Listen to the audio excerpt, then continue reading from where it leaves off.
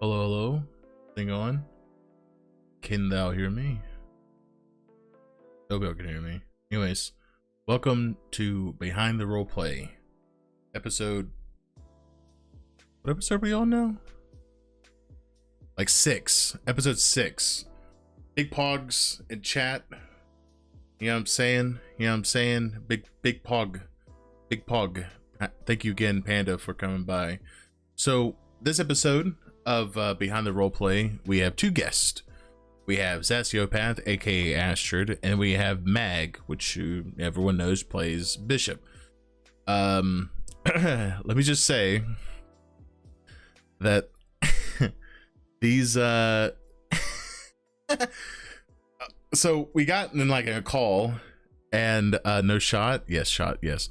We got in a call and it was I couldn't stop laughing. I was in tears. So, and they haven't seen him yet. They didn't want anything to be spoiled, so their reaction is gonna be yet. And so Panda, we'll get to that in a little bit. But so you know, let's just say they gave us a picture to go reference of, and we're like, okay, it's just nightmare fuel, obviously, right? So so basically we're gonna bring them on. We're gonna talk to them a little bit. They were on like the first, it's like the second season. So they were on the first season before we got a nice upgrade thanks to Panda. So let me go ahead and do it. Oh, let me go ahead and give Panda a nice little shout out. Boom.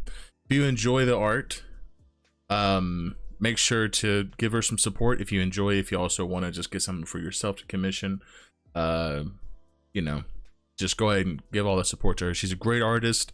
Literally, this whole setup that we have on Behind the Roleplay is thanks to her. 100%. If it wasn't for her, this podcast wouldn't be what it is. So I want to thank you, Panda, again for taking the time to deal with my anxiety ass, to take the time to draw these amazing avatars.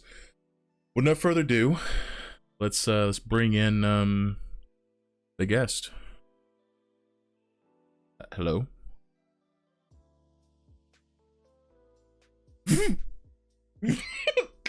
All right, so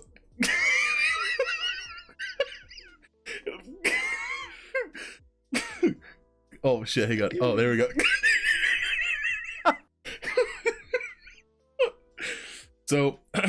So as you can see, these amazing avatars. Panda would say, she said, please don't ban her. But oh my god, bro. Astrid.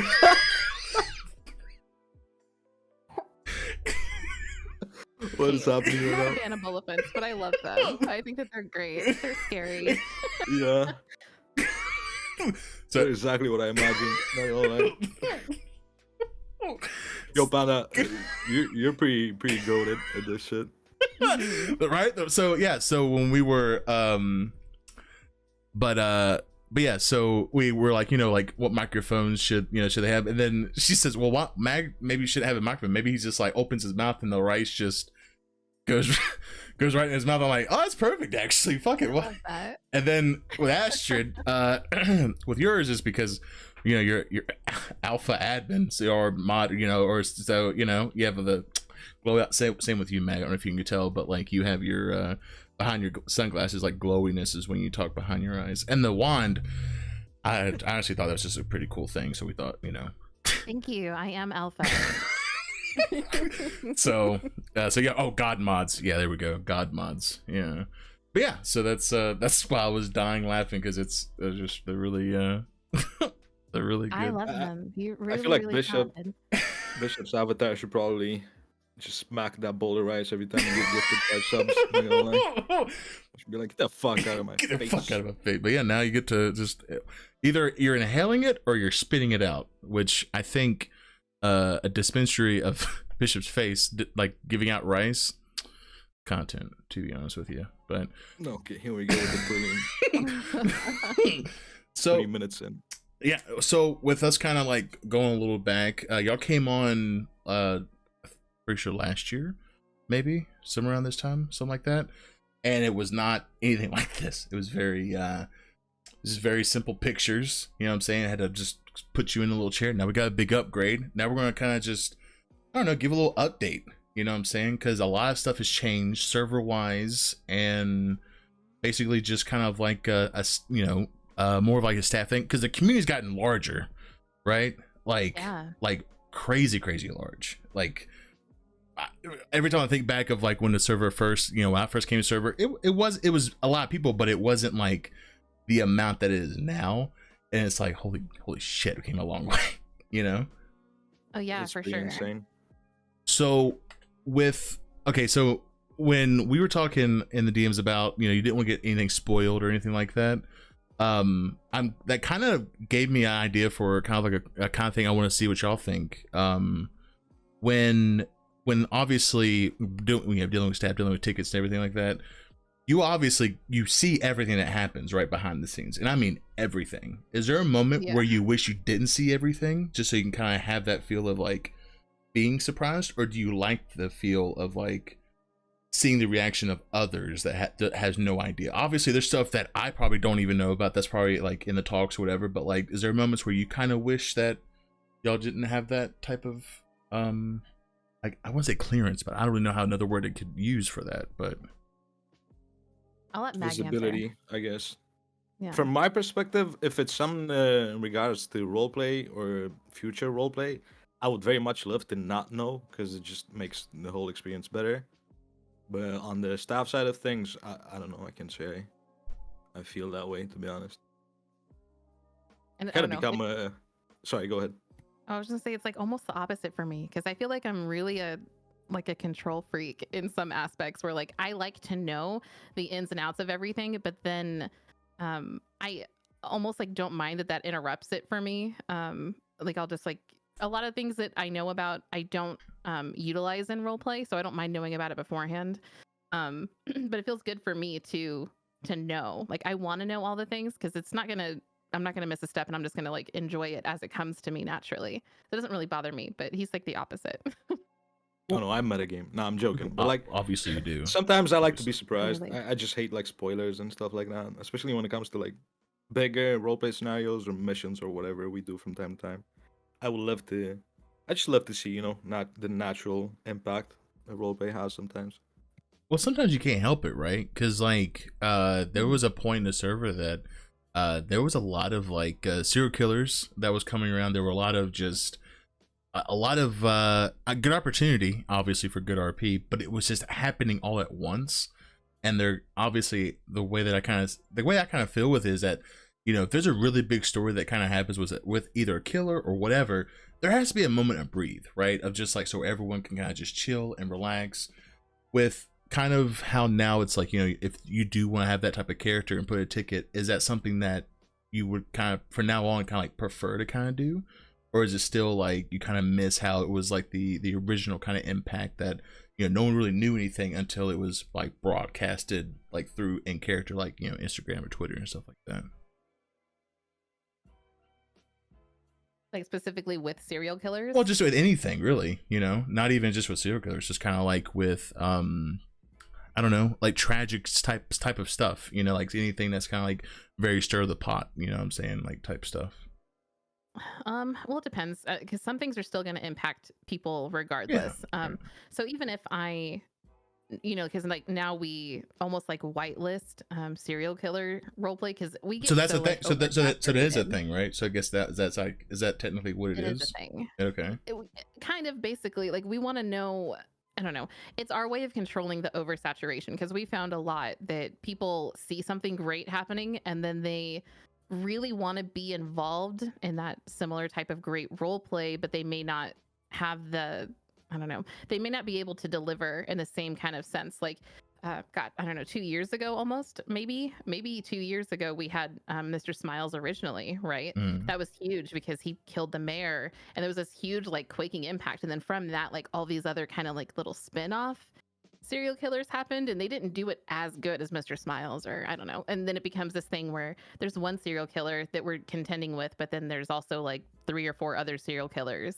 Like when we brought the lifers in, right, to prison. Yeah. We really wanted to create roleplay for DOC. So there were originally like a group of like 6 or so of us that did that. but then it became this thing where there's like 30 lifers now. You know what I mean? So is there So still a lot of lifers yeah. now, or is it just like? There's a lot of people who have lifer characters, but I would say the active population of lifers is a lot lower than, you know. Because a lot of them than got what it out was. now, right? A lot of them got out now. I There are think. some that have gotten out. That's pretty surprising. Yeah, so, like some of the people who originally came in as lifers, they've either, you know, their lifer has gone the course of nature and died, or they've, you know, gotten out. Some of them have gone through an appeal process and gotten their character out of prison. And some of us are still doing the lifer life. So okay, so Mag, this question is kind of towards you with your kind of like with the way that PD is. Obviously, like there's a whole new like what 30 cadets now, right, or something like that. Yeah, I was about to say, to be honest, part of the fault of kind of lacking on DOC, the RP and lifer activity, I feel like in the past couple of months or so, was also PD not doing apps. I feel like it's the DOC, just the prison RP habitat works only when both sides are there consistently. So PD, because it was December, a very busy month, and then we had to postpone a couple of times, reviewing apps for cops. It created a like kind of a massive. Why is rice flying in my mouth, bro? What is happening? All that Oh my rice, bro. God. All that rice. Made me lose my mind right now. It there's worked. been- It worked. Claps. We had almost 200 apps. 200. So about almost. So about 100. It was just a massive backlog. About 100 got accepted, and now we're in the process of interviewing all these people and getting them into DOC for training. So right now, 24/7 on the server, there's at least 5 DOC. Jesus. And when I say 24/7, I'm not exaggerating. Like that's Mhm. just literally how many people are active at the prison. So Yeah. with that, we already started seeing, all lifers coming back and role playing on their characters. We've seen a couple of new ones being added to the lifer roster. So again, I think it's gonna help. We're gonna prison's gonna be popping again. So with kind of going back with how the I guess the allowed list or whitelist, whatever one, honestly, I don't know. Would there ever be a moment to where you can whitelist a lifer character, or is, because I know before it was like talks of like it being you have to commit the crime and then obviously do that, or like, or do you, or is it, or if, for example, let's say you have a character that you really like, you want that RP of just like obviously being transported or whatever, because obviously I feel like if someone sees someone being transported, they have no idea who the fuck, who they are or anything, but a big transport's happening. Would that ever be a consideration to kind of do at a later pass, or is it just kind of like it's already kind of like a lot to do already? Or so we kind of have, I think, I'm pretty sure, I might be wrong, but I'm pretty sure we've kind of relinquished that over to DOC to kind of handle those. It's not so much being staff regulated. It was people would make tickets and they would ask like, can I have a lifer character? Because like, that thing happens. There's a lot going on there. I'm interested in it. How do I become a part of this? And so we did have a lot of people asking if they could join and do lifer stuff. And we're like, okay, but you can, sure, but can you go through the process of committing a crime and then involving PD with some role play, involving the Department of Justice with role play, facilitating role play for DOC, like, and going through this process of building a story and not just dropping your character off in prison. The reason that we did that initially is because we needed something to kind of kickstart there.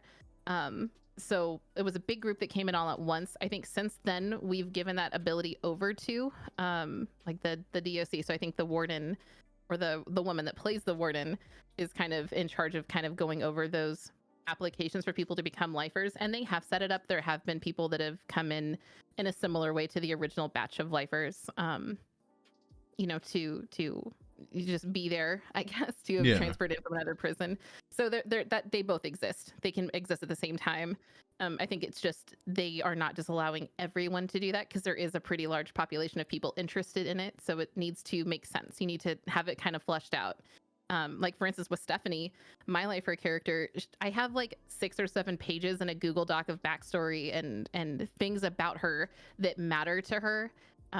she's based off of a person, you know what I mean? Like there's all of these elements to her, and I could rattle off what her charges are. Like it's not just I feel like being in prison today, it's I know exactly why Stephanie Sweet is in prison. You know?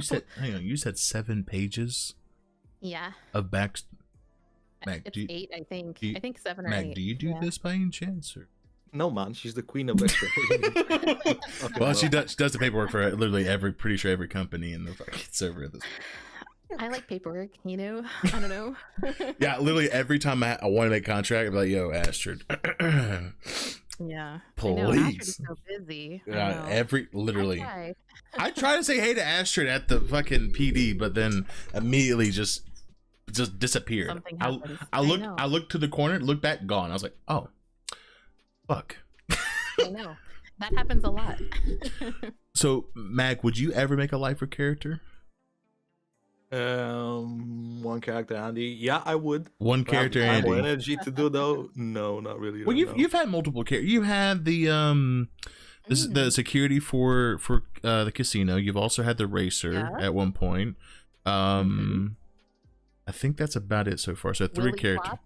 You guys remember Willie Flop? Willie. Yeah, I do remember that. Willie was a meme, to be honest. I feel like I only have the energy for Bishop to main a character, but I love like creating small characters like for supporting roles.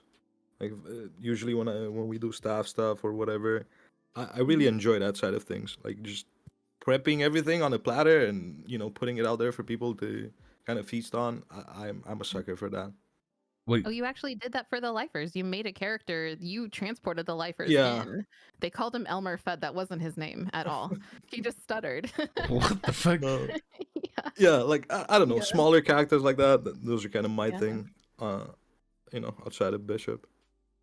Would you ever try? So I guess kind of like a both kind of question. Like, are there moments where you want to make a new character, but you genuinely don't want them to kind of like be on the scale of like how well known Astrid is or how well known Bishop is? Like, I mean, honestly, Sassy, like handful of your characters are well known, pretty much, right? Like, you have Layla, which is the casino, and then you have Astrid, then you have what's your like your AI character that's with the PD? I can't remember her name. Blair. Oh, yeah. I miss Blair, bro.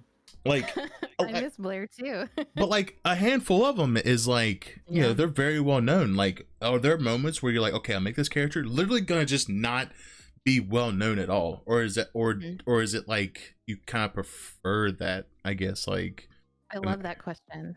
I love that question so much because I really do all the time think about just.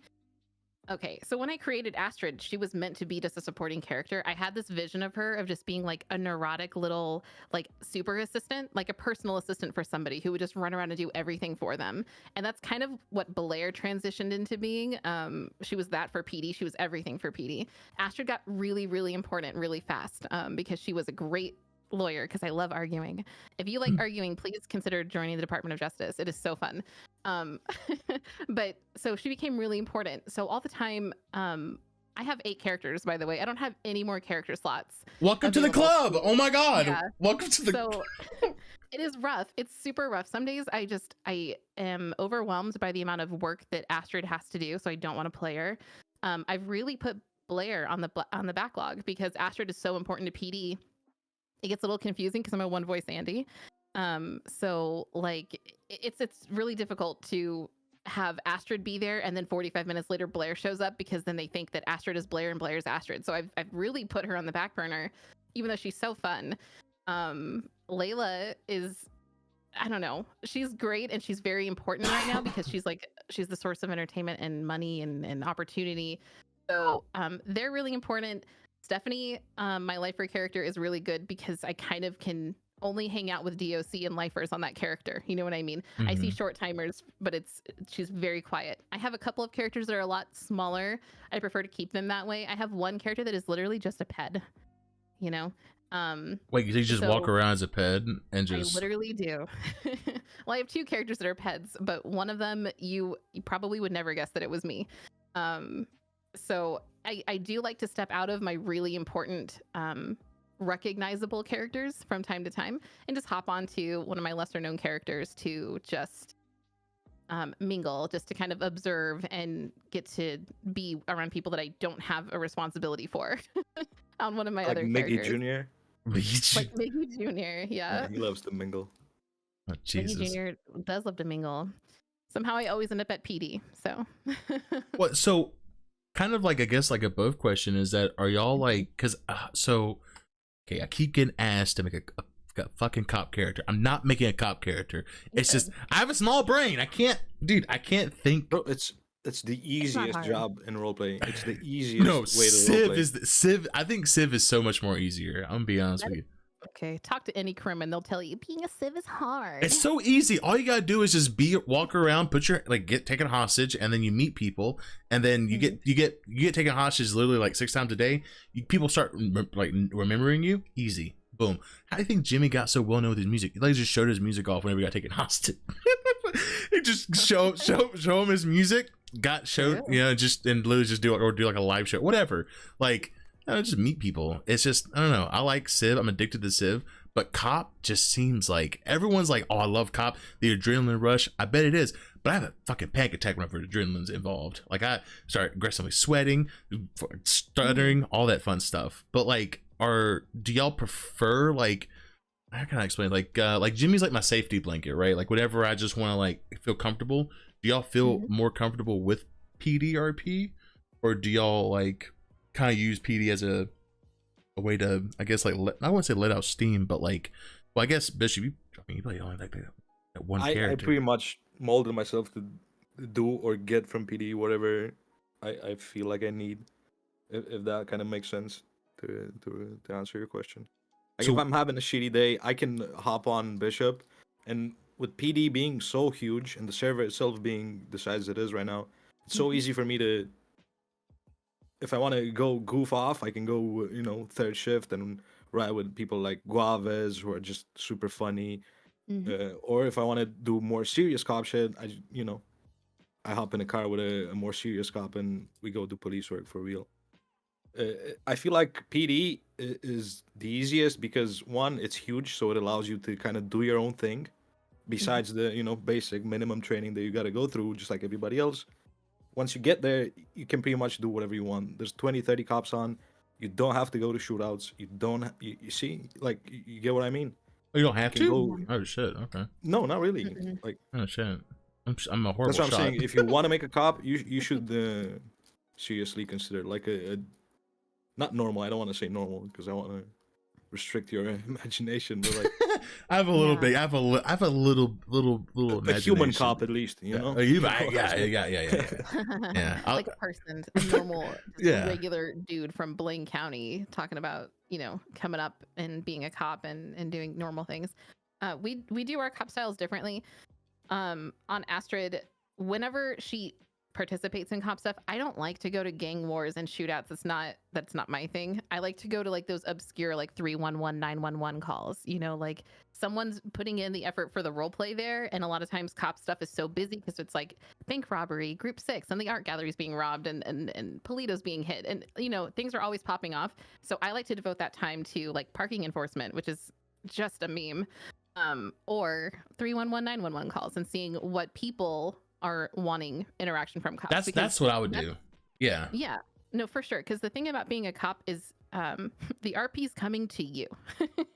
I've literally heard that every time that someone mentioned cop RP, it's always like the RP just comes to you. I'm like, does it really come to you though? Like, yes. I mean, I know stuff is always popping off, and that too. Alpha says like traffic stops are like, I like that type of stuff because like interactions, and you can go into a chase. I mean, I have horrible headaches, but I try to make fun of it. You know what I'm saying? Like, or not make fun of it, but make fun of the moment. I don't know. Make light of it. Yeah. So you pretty much get a constant flow of calls to go to RP, but they're just kind of disguised and as police calls, or whatever. Like you get one bank robbery every other 2 hours, but then the other 200 calls that come in within those 2 hours there's people here that want to roleplay with you. Just go do your thing.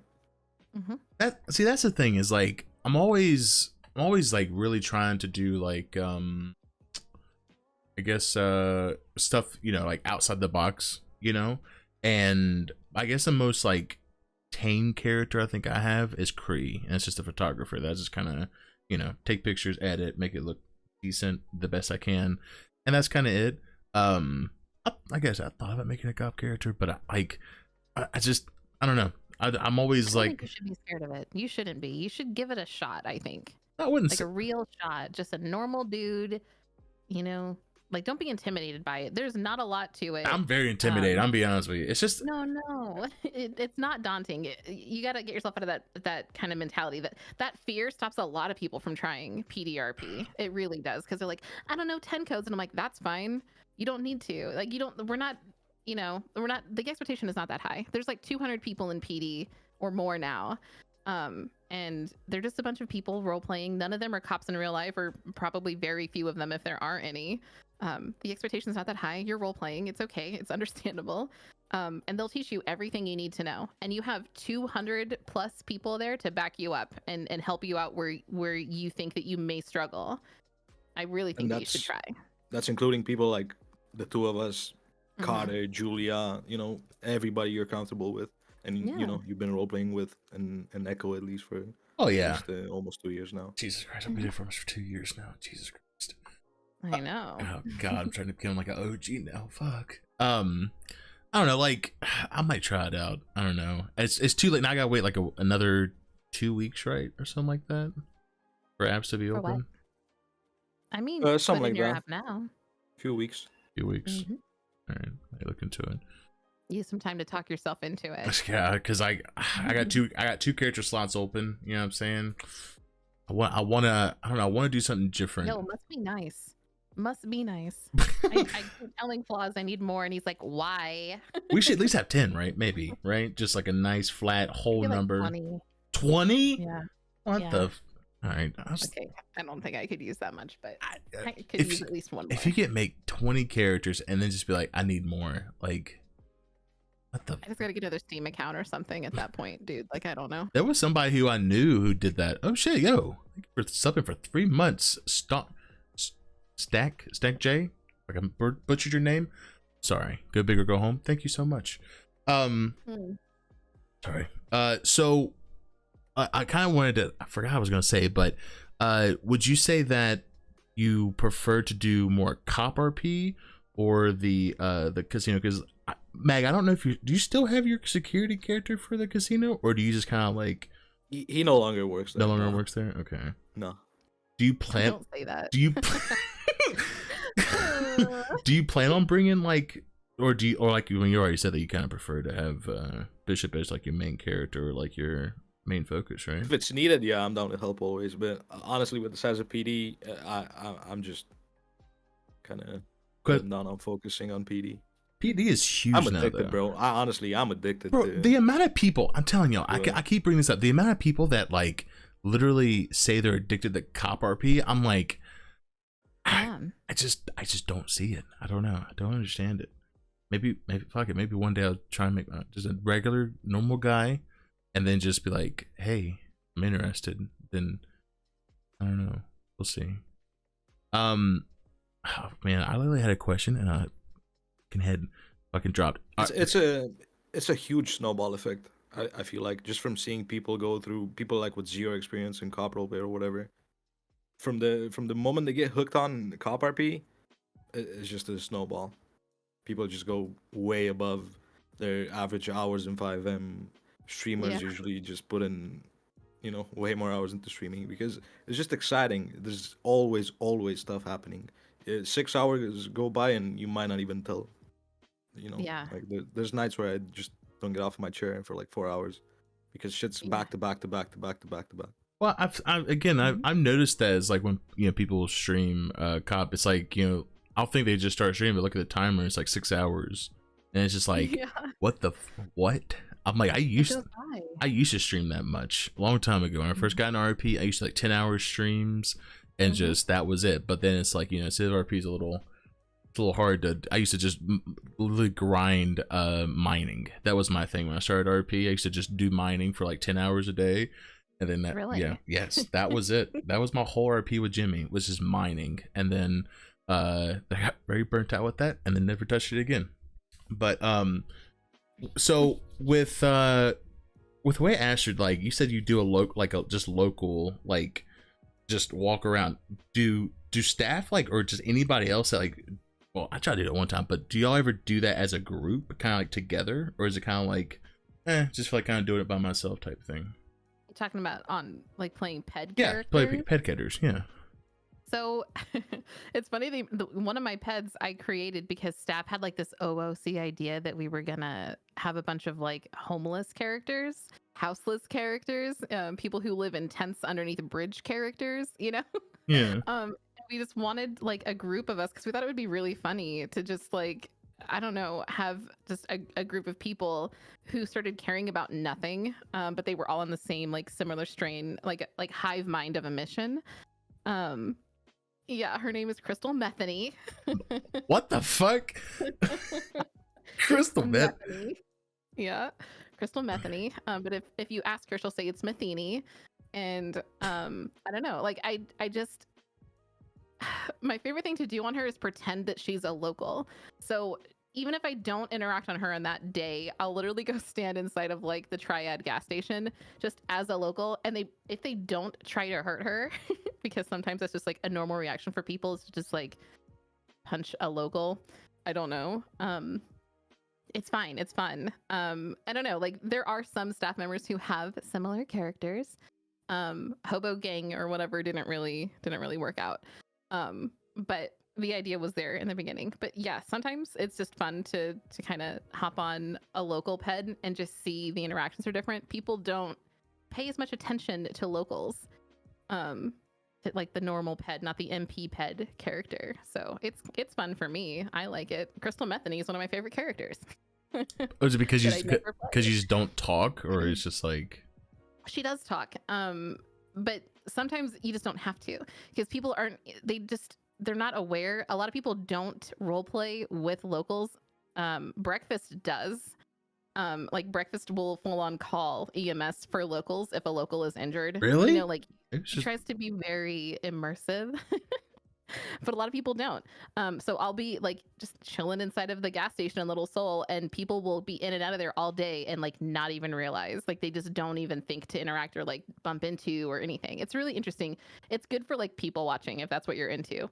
But it's also hard because I don't know, you want to involve yourself, but you can make that choice, but sometimes I just choose not to. I just want to observe you guys be weird. And I'll do that. Now people are gonna start punching ped characters thinking that it's true. Just drop grenades around everywhere. Just be oh, whoops. Yeah. Oh, I do want to ask you a question though. Okay, so I kind of tried something new. I had a one life character. Literally, okay. I don't know if y'all seen or heard anything about what I kind of did. I don't think so. I don't think so. That okay. might be beyond me. Okay, so basically I had a character named Phoenix Red, right? And he talked like this. He says, "Oh my god, I cannot believe it's happening today. Oh my god." And so he had a long fucking chin. He had a red poofy jacket, looked very presentable, I guess. I don't know. And then he walked around, called Maxine, and was like, "I got a great story." He said, I got a great story for you, darling. And then she says, "Oh yeah, for sure, whatever." They didn't meet up. Then he called her back and was threatening, say he's gonna call the cops and say that she was threatening his life or whatever, which wasn't true, but he just wanted, drama or whatever. So he kept calling her, telling him, "Go tell the cops, she's gotta do whatever you want." So he went to the police station, actually said it, right? "Oh my god, she threatened to make me do drugs, she threatened to kill me, blah blah blah." So then he goes to the taco shop, and there was Lola and Maxine. And wait, I might know about this actually. So Lola was there, and Maxine was there, and basically Maxine was like, "Oh, that's the person who called me about a story, saying he called the cops on me about whatever." And then my character had a bag, and I RP that he took a shit in the bag and gave it to Lola. And then Lola, and he was like, I got your prison. And she put the bag down, she opened it, he's like, it's my shit. And then she brought out brass knuckles and punched him, whacked him on the side of the head, and I instantly permitted him, saying that he got a big gash in his head and it caused severe brain damage. Oh shit. Yeah. And so she immediately started freaking out, telling Maxine that I got to put the body in the trunk, dump it in the ocean. And then Maxine's like, I already called the ambulance. And like, it was this whole fucking thing. And so I didn't know that they wanted to do an autopsy on the body, right? I didn't know that, because normally what happens is whenever I do like a one-off character, they just kind of push it aside and like, okay, like it's dead, there's no nothing. But apparently Lola had a whole ass investigation. She got interrogated by the police. Apparently she slept with her lawyer. I don't know, it was this whole fucking thing. Bro, I hate you. Now, listen. My Astrid brain right now hates you because you have put like her best friend into the arms of someone that Astrid hates. What another lawyer that Astrid hates? Oh my god. Oh my god, the drama. Drama. It's like my favorite thing right now for Astrid. Is she's this new lawyer has come up and he's just got like a big ego, and he challenges Astrid in like all the right ways. I love it. Every time like we get done having an RP snare, he always like shoots me messages like, "Thank you so much for the RP. It's so fun." So like we're on a good standing, but like, oh my god, this guy, this guy drives Astrid insane. It's so fun. But yeah, he's dating Lola. So thanks a lot. Thanks a lot for causing this to happen. This is directly your fault now. It's not my fault. I was bored and I was like, I'll just make a one life character. I never really done it. And I was like, I kept going through and I was telling Chad, I was like, I don't know when's a good time to end this character's story. Like we're just getting started. And I think we were like 2 hours in and I was like, I don't know when's a good time to stop. And then Lola just fucking right hooks me right. I instantly I was like, "Oh, chat, this was a perfect. This is perfect." And then so as soon as she goes like, "I'm gonna look him over," and then slash me, body is dead, and then she goes, "That's not allowed." She said, "That's not allowed." I was like, I was dead. Oh fuck yeah, it is. Oh, that yeah. breakup between Lola and that lawyer is probably gonna be solid RP. Oh man, yeah. That's wild. Yeah. Yeah, I Lola knew about breakups that, but are not that. wild. Oh my god. Everything Lola is wild. That's my favorite thing about Lola. Wow, I did not know that was you. That was me. Yeah, that was me. I did hear about it, obviously, because it's my taco shop Yeah. and it's Lola. So To top it off, they were taking my dead body, and these two guys were like, "It's like, did he eat a taco and died? Oh my!" He's like, Oh my "This is horrible taco place," and they drove off. So my business, bro. then, To be fair, that taco shop, the risk of getting shot there is It's very high. all the time. first no off, matter who you are. why there? Can't you could put the taco shop like up towards like there's a taco shop in Sandy, right? Like, I think. Yeah, but that Yeah. compared to a cop owning a taco shop in the South Side, It's Kinda it's funny. content, right? Okay, Yeah, true. it's pretty funny. That taco shop's been through so much, dude. Like, Yeah. it has. the, It has, the bro. taco shop has been through so much, man. Jesus. When I joined the server, they sold hot dogs and tacos at the taco shop. Yeah, Remember that? They yeah. sold, like burgers and hot dogs there. It Yeah, was owned by an Italian dude, Ta- like a Tony, monster. Tony, or something like Yeah. that. Tony Yeah. Gambetti. Oh my Don't god, get ready, bro. that's that. Oh my god, those were smile days. That's when I was really trying to push for the Oh. pier. Technically speaking, that pier is still technically owned by someone in the server because it was Yeah. in his will, and it was like she still has the paperwork for it, which I don't even know if technically it still counts, but still, I don't know. it's still Things there. post militia get weird. I don't know.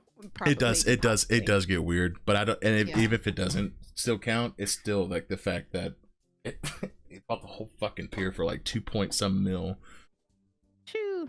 It's so That's much When lot of fun. even money is to the wipe anniversary? Do you still have Oh. that? You remember you wrote that thingy, Sassy, that Jimmy kind of stopped the militia. Oh, I out got about? it. For stopping the militia, by the way. No Is problem. it dated? Can we tell by the date of that? I can look at. Hang on, let me look at my DMs real quick. Hang Do on. an announcements. Bro, I had to dig for this fucking thing. Let me look at Ken because I sent to him and he didn't believe Jimmy, and Jimmy showed him. He's like, "Oh He shit." saved us. Yeah, Jimmy is the savior. I don't think it's dated. I gotta go way back. It's got it. Oh, right here. Found it. Boom. April 24th, 2021. No, we got a bit more. Yeah, I got a bit more left. Jesus. Mm-hmm. It's insane, bro. We pretty much doubled up as a community in size. in less than a year. That's actually like, where, It's insane. Yeah. where do you think it started? Like, what started the growth, you think? Was it just kind of like a, because I mean, honestly, I still don't understand how Well, I how mean- someone grows an I RP mean- server, you know? Is it like forums, or is it just kind of like, hey, or stream? I mean, obviously streaming, right? Because that's like, I mean, anybody can kind of stop by, but even then, like, Yeah, I don't think it's one thing or a thing that's easily Yeah. pointed out. It's a combination of, I don't know, consistency. I don't even know, to be honest. That's a really good question. It's a Couldn't lot. really just pinpoint it. big for it. You think? I mean, honestly, I was telling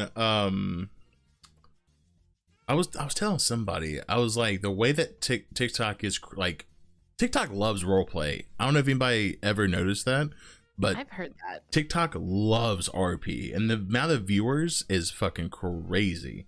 Like, you can get, if you get a decent clip that's like very like, you know, it grabs your eyes as soon as you post or whatever, the right amount of hashtags, you can get like a 30K view or like instantly a crazy amount of like likes on the video. It's actually crazy. But Yeah, again, it is. TikTok's pretty fucking insane. Not gonna yeah, lie. but then again, it's like, it depends on the clip, because sometimes, you know, you post something and just get no traction, but sometimes you post a really dumb clip and the attraction is crazy and you get instantly amount of fucking views.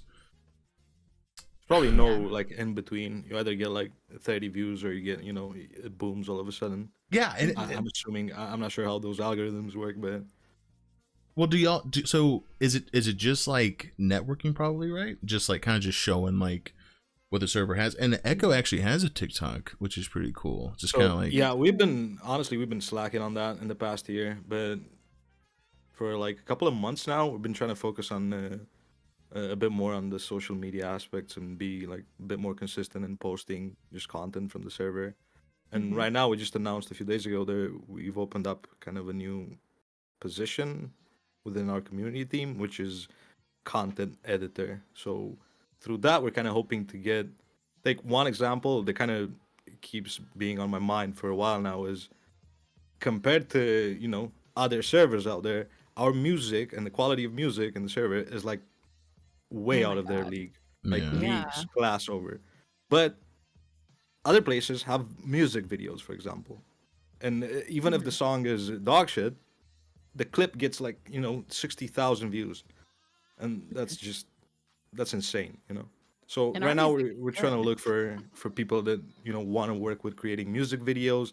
Imagine half of Jimmy's fucking bangers having music videos. Yeah. I feel like it would just kind of double up the amount of entertainment that comes out. not even Not to the whole, mention the not- clout and the impact that, you know, like seeing something has, Mhm. as opposed to just hearing it on a SoundCloud, for example. Well, you know- because you have one for Legend, right? You and Carter song had a yeah, music video. we have that. Yeah, That and, I have a and- cameo on that. Not gonna lie. He does. Just saying. Yes, a very nice 2-second cameo. It's very poggers, if I say so. But I love it. He ripped Bishop's face off of his own face. yeah, it's like a mask. I love that. Yeah, it took us a long time to do that too.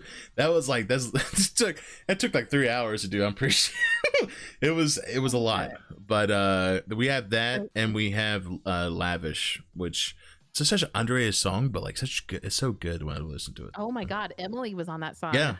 That was her first. Yeah. I had to really convince her. I had to really just be like, "Hey, listen, like, you have a great voice. I think this is like perfect type of vibe or whatever."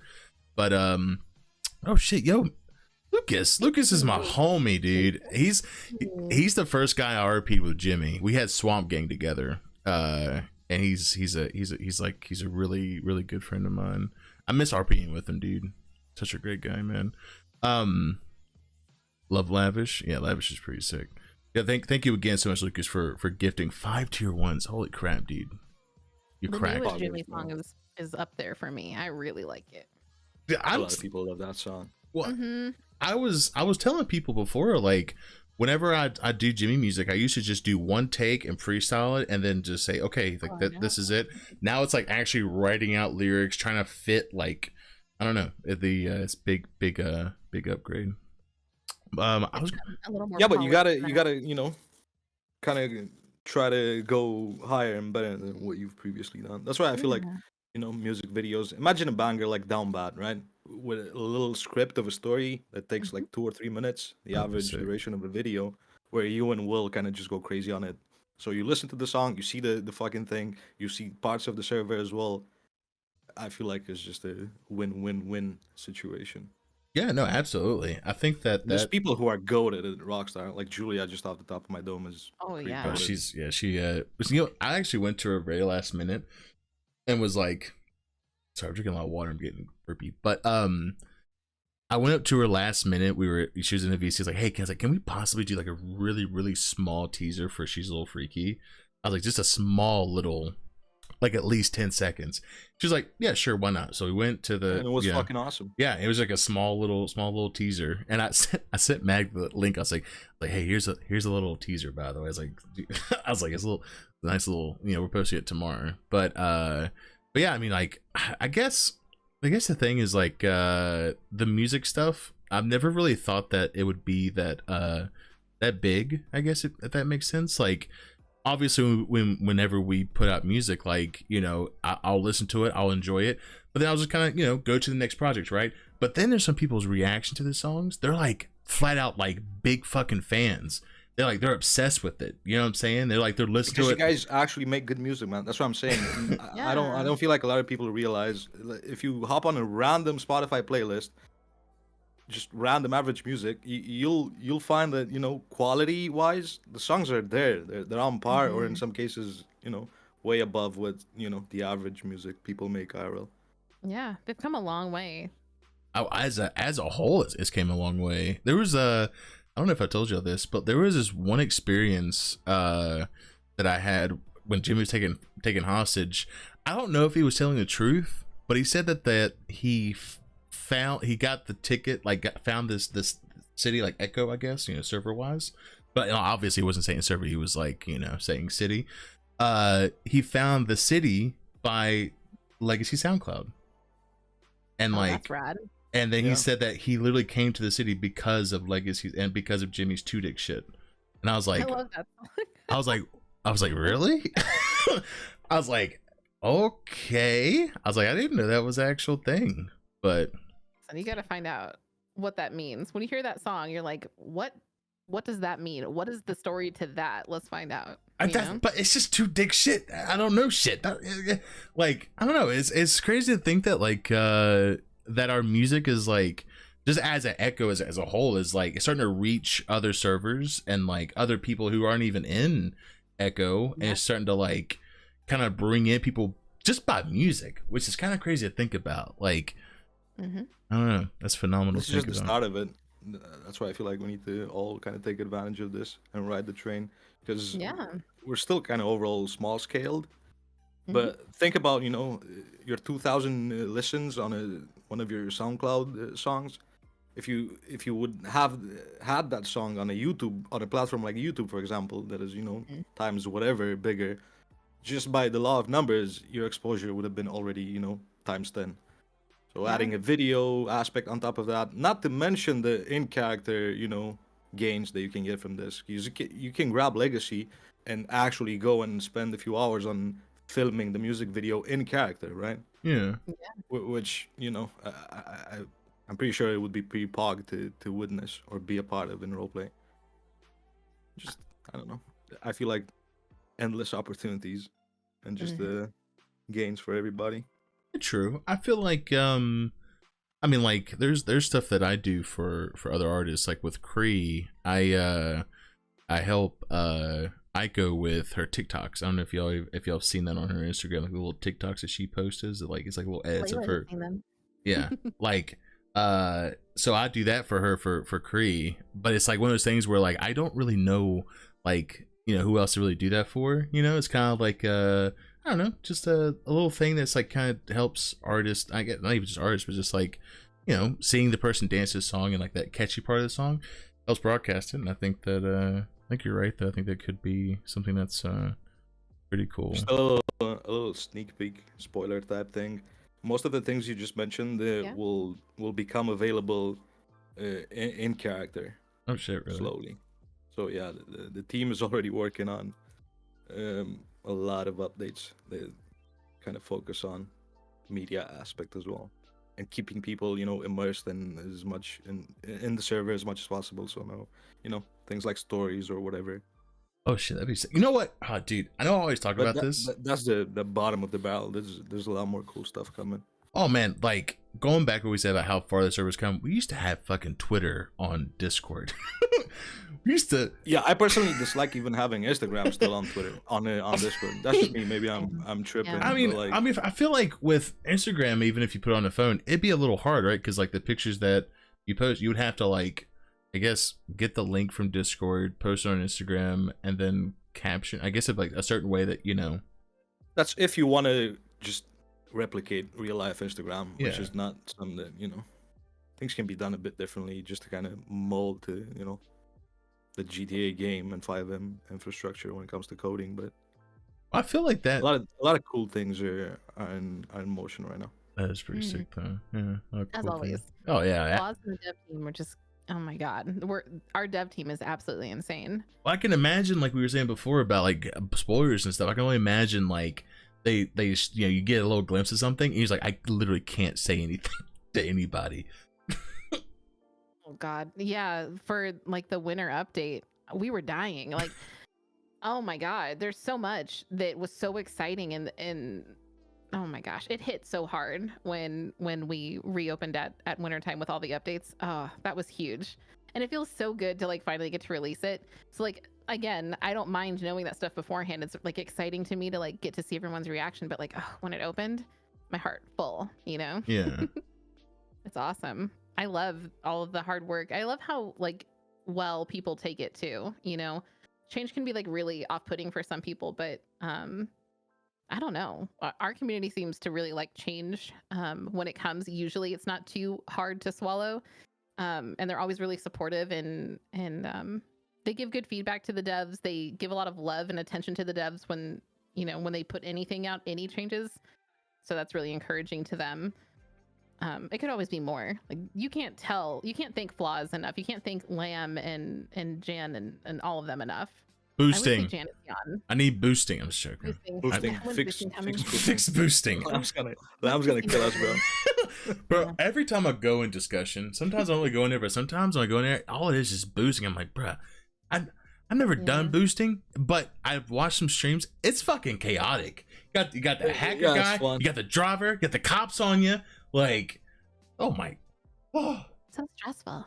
But it looks fun though. I mean, I don't really know what the payout is like of it per se is or anything like that, but like, it is. It's pretty exciting, and there's some sort of reputation system, so it's not just the money you get from it, right? So if you're good at it, if you keep doing it, you might get to drive better cars. That should be a music thing, that'd be sick. Only if there's a way to implement it, right? I have it to where we should have like awards like the Echoes or something. Or like, well, not even that, but like, how like obviously like drugs and stuff, like with criminals, like the reputation, like obviously in some servers, like if you reputation on selling a drug on the street. Imagine a reputation of like a song being played, and like you have it to where the more reputation you get, the more, let's say like whenever you post a song on SoundCloud, right, there could be an app where it's like the song is on like a somewhat based off of SoundCloud, I guess, but like the more listens you get, the more it's like a chart. You know what I'm saying? Like it's like a actual chart list of like the songs that recently got put out, and the most plays is obviously the higher. Yeah, a dope way of going around that would probably be something like having an in-game, like an in-house type app. Yeah, that's what I'm saying. Like it charts. Yeah, it's like charts. You know what I'm saying? But that doesn't really count like SoundCloud views, for example, just to avoid possible, botting. Oh or yeah, whatever. true. And then having some sort of Grammys or whatever every other 6 months would be, just based on statistics from, in-game listens. So there's no like external. We have those. Still got those awards with the microphones. We can still. Just kind of, I don't know. I really want to expand as much as we can on the creative side of anything that has to do with the server, because I feel like that's one of the most unique things that you can find in people, and disregarding that is kind of a fail on our side if we do so. I mean, there's people in the server that have never even done music stuff that are like planning to do music stuff. Yeah, like me, for example. Yeah, for you. I sound like a dying refrigerator, but same, bro. Same. Yeah. Well, you worked on one track. It was with two maybe. Yeah, One you were too? on 2? I thought one was for Street K or something like Bro, that. Wolfgang sent me a beat. I hopped on it, and then they all fucking flop. Oh, So Yes, now dude. I have a 30 Mm-mm. second verse at the start of a beat, and then there's nothing after it. And the beat sounds pretty dope. So please, anybody, hop on that beat with me, please. you should take a whole PD track. Fuck it. Just Street Hey. K. There's a lot of people. Killa had a banger of a PD track, but I don't know why he's not Release them. publishing. Releasing basically. I don't know. Maybe it's like a, you know, you don't want his cop character to have this. Was his cop character trying to do the track? I assume so. Yeah. Maybe he just didn't want to have both characters be in music. Maybe, which I can understand that. You know. No, I don't think that's an issue. You want me to Yeah, send I it? would say I mean, yeah, you can send it if you want. We're all one voice Andes. Yep. Well, I was trying to kind of get to the little bit closing point. Anyway, if in chat have any questions for Sassy and Mag, just go ahead and just spam me in questions. But obviously, don't be weird. Unless be weird, maybe. I mean, not too weird. No, we can handle it, man. Yeah, you can handle it. Okay, all right. I just want to protect you. You know what I'm saying? Yanni, shout out to Yanni. I was actually talking to Jimmy before the podcast. Yeah, I love Yanni, bro. You make that character sound like he looks in game, and I fucking love that. Like, Yeah. just an annoying fits. little shitty kid. How do you smell, Bishop? How do you smell? That's a good question. Not like rice. Not like fries. Mag smells. No. Oh, damn. The fuck What the hell? That's not even true. is Mag single? Are you single by any chance? I am. Yeah. Oh shit. Not anymore. You know what I'm saying? Hey, see you in the green room. Oh shit. No. Panda, I fucking love them. They're amazing. You're goated. I love them. I'm sad that this is the only time I'll ever see them. I think that they're great. You'll have them. Oh, Thank you. yeah, like you're good. What the fuck? No, you're gonna be able to have them, and like they're all yours. Thank you. If you stream a cough, then you'll be able to prop this on the side or something like that. I have and, to start streaming, bro. and like you can Nobody wants that. you can- Nobody requests that. I request that. I'll put it in the suggestions in the fucking in the community my- Discord. I'll request for Mag to stream and Sassopath to stream, or we'll get myself banned. Smiley face. We're just gonna spam +1s and yeah. Oh, yeah, okay. Democracy. That's how it works. yeah, right? exactly. Do -1s. That'd be good. -1, and for every -1, I'll just put it off for another month. Oh, what the fuck? Oh, Jesus. I mean, I guess if y'all, top 10 characters you enjoy interacting with. Mm. That's a bait question. I feel like Oh no, I'll do it. I'll take the bait. Number 1, I have to give really big props to Rezzy's because all of his characters are meat shields for all of my characters, and the dude is just like a ball of joy. Like everyone jokes around with him. Seeing him interact just like on Tim Dingle is everything to me, because he goes from being like this incredible ball of energy, like yelling at crims and like spitting and like being a shooter, and then like he gets in the cells and he's like so monotone. friend zone. So like okay bro, I'm just saying, I just really like his energy. Most of PD has such good energy. They're really good people. They're really friendly. I love the Department of Justice. I like Weasel News, though. There's a couple of dudes that let me Weasel record News that. Let me record that. Bro, chill. Don't tell Maxine. Tell Maxine. She like, okay, Astrid loves those 3 guys that are running around doing the they're doing like videos for Weasel News. Like they did a Gary's Got Grub for the taco shop, and they did one for Sushis. I love those guys. They did a PSA. Oh my god, that's such enjoyable role play, and I love the ride-alongs that we get to do and stuff with them. I have been hanging out with like more obscure people on Layla because I'm trying to get all the businesses involved with the casino. I don't know. There's a lot of really good, strong role players these days that are really enjoyable. Silky said, by the way, if I didn't mention him, that he would be sad. So shout out to Silky. Wait, is he just DM you and be like, you had to say him? He did earlier. What the I won't fuck? lie. Oh my god. I was like cheating, bro. That's Sounds like literally Silky's cheating. not even a character name, by the way. It is. It is? Yeah, it is. It's his BD character. Yeah. God damn it. He has a good character, which I named, that is Conrad Silkston the Fourth. I'm sorry. What? Be Wait. honorable. What character did you give that name to? The Honorable Judge Conrad Silkston the Fourth. That's his judge character? Yep. Jesus. All right. Wait, so what was that your 10th? Wait, that was only like 4, right? No. Well, obviously Mia, right? Obviously. That's like your top one, right? Mia, my top one? Yeah, because I like hanging out with Mia. Besides Mia being your all-time fan, that's what she said in chat. Yeah, besides Mia, you know what I'm saying? Besides Mia, yeah. Well, I think that Rezzy's might like make my life hell if I didn't talk him up a bit. He needs an ego boost. Oh, his birthday's tomorrow, by the way. Happy early birthday. Oh, your birthday's tomorrow? Oh shit. His birthday is tomorrow. I'll send you some milk. Oh my Ayo. god. Hey, yo, not that milk. Got my beef jerky texture, you know what I'm saying? No. Oh shit. Yeah. What about you, Meg? What's your, well, not 10, how about like 5, right? That's easy, right? Yeah, 5? call out some people you like role playing with. Yeah. I'll start. Astrid. I don't like these kind of questions. because obviously it's too much of a spotlight. I don't know, in no particular order. Yeah. No order. Like, Obviously, just like whatever. Like, if you think of roleplay, right, and you get into a server, what's like the first like 5 people that like come to your mind that you like? I guess. Yeah, that makes more sense. I don't know, people like Anderson, for example. Breakfast. Oh yeah. Ruby when she's not like stupidly high. Gilly, the guy who plays Gilbert and Yes. Chief Guavas. Mm-hmm. Baby Dick was already mentioned, but Yeah. he's just never once not had a good time around him. Nolan, Snake Boy. Yes. Snake Boy. Snake Boy, yeah. I don't know. There's just some people that I don't know. I feel Oh. good around. I don't know. I don't have to.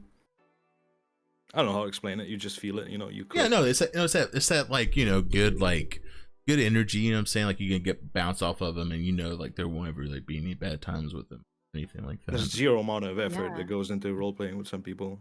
I feel like It's just Exactly. it's just that's come what to it breeze. feels like muscle, memory. It just works.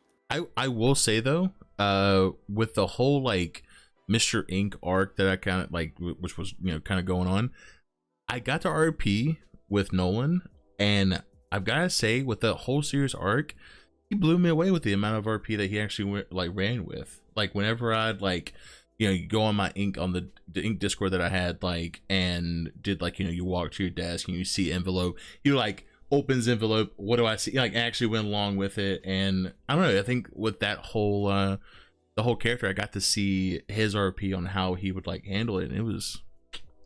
Now the kid's great, man. When he It's top puts his tier. mic to something, Yeah. like he can nail it. The amount of passion, But by I the way, love that PD. normal Nolan, bro. Natural Nolan, like, is just pure Yeah. comedy gold for me. Normal Snake Boy. I've known him for years. Well, you know, because he was Josh Barstow when Astrid and Josh were like we first came here. I felt bad that he was I've known him really for trying to be so long. Jimmy's friend. He was really trying to hang out with Jimmy. was he? He was really trying to. We even tried to get a song together. Did you ever hear That's that? right. I did. Oh, Something yeah. about Astrid was in that song. Yeah, Astrid was for sure in that song, and she was. we made that song in like 5 minutes. He recorded his part, and then I recorded my part, and then we just kind of never picked it up ever again. But yeah, I do miss that character arc was pretty crazy, because it was like my first time ever really.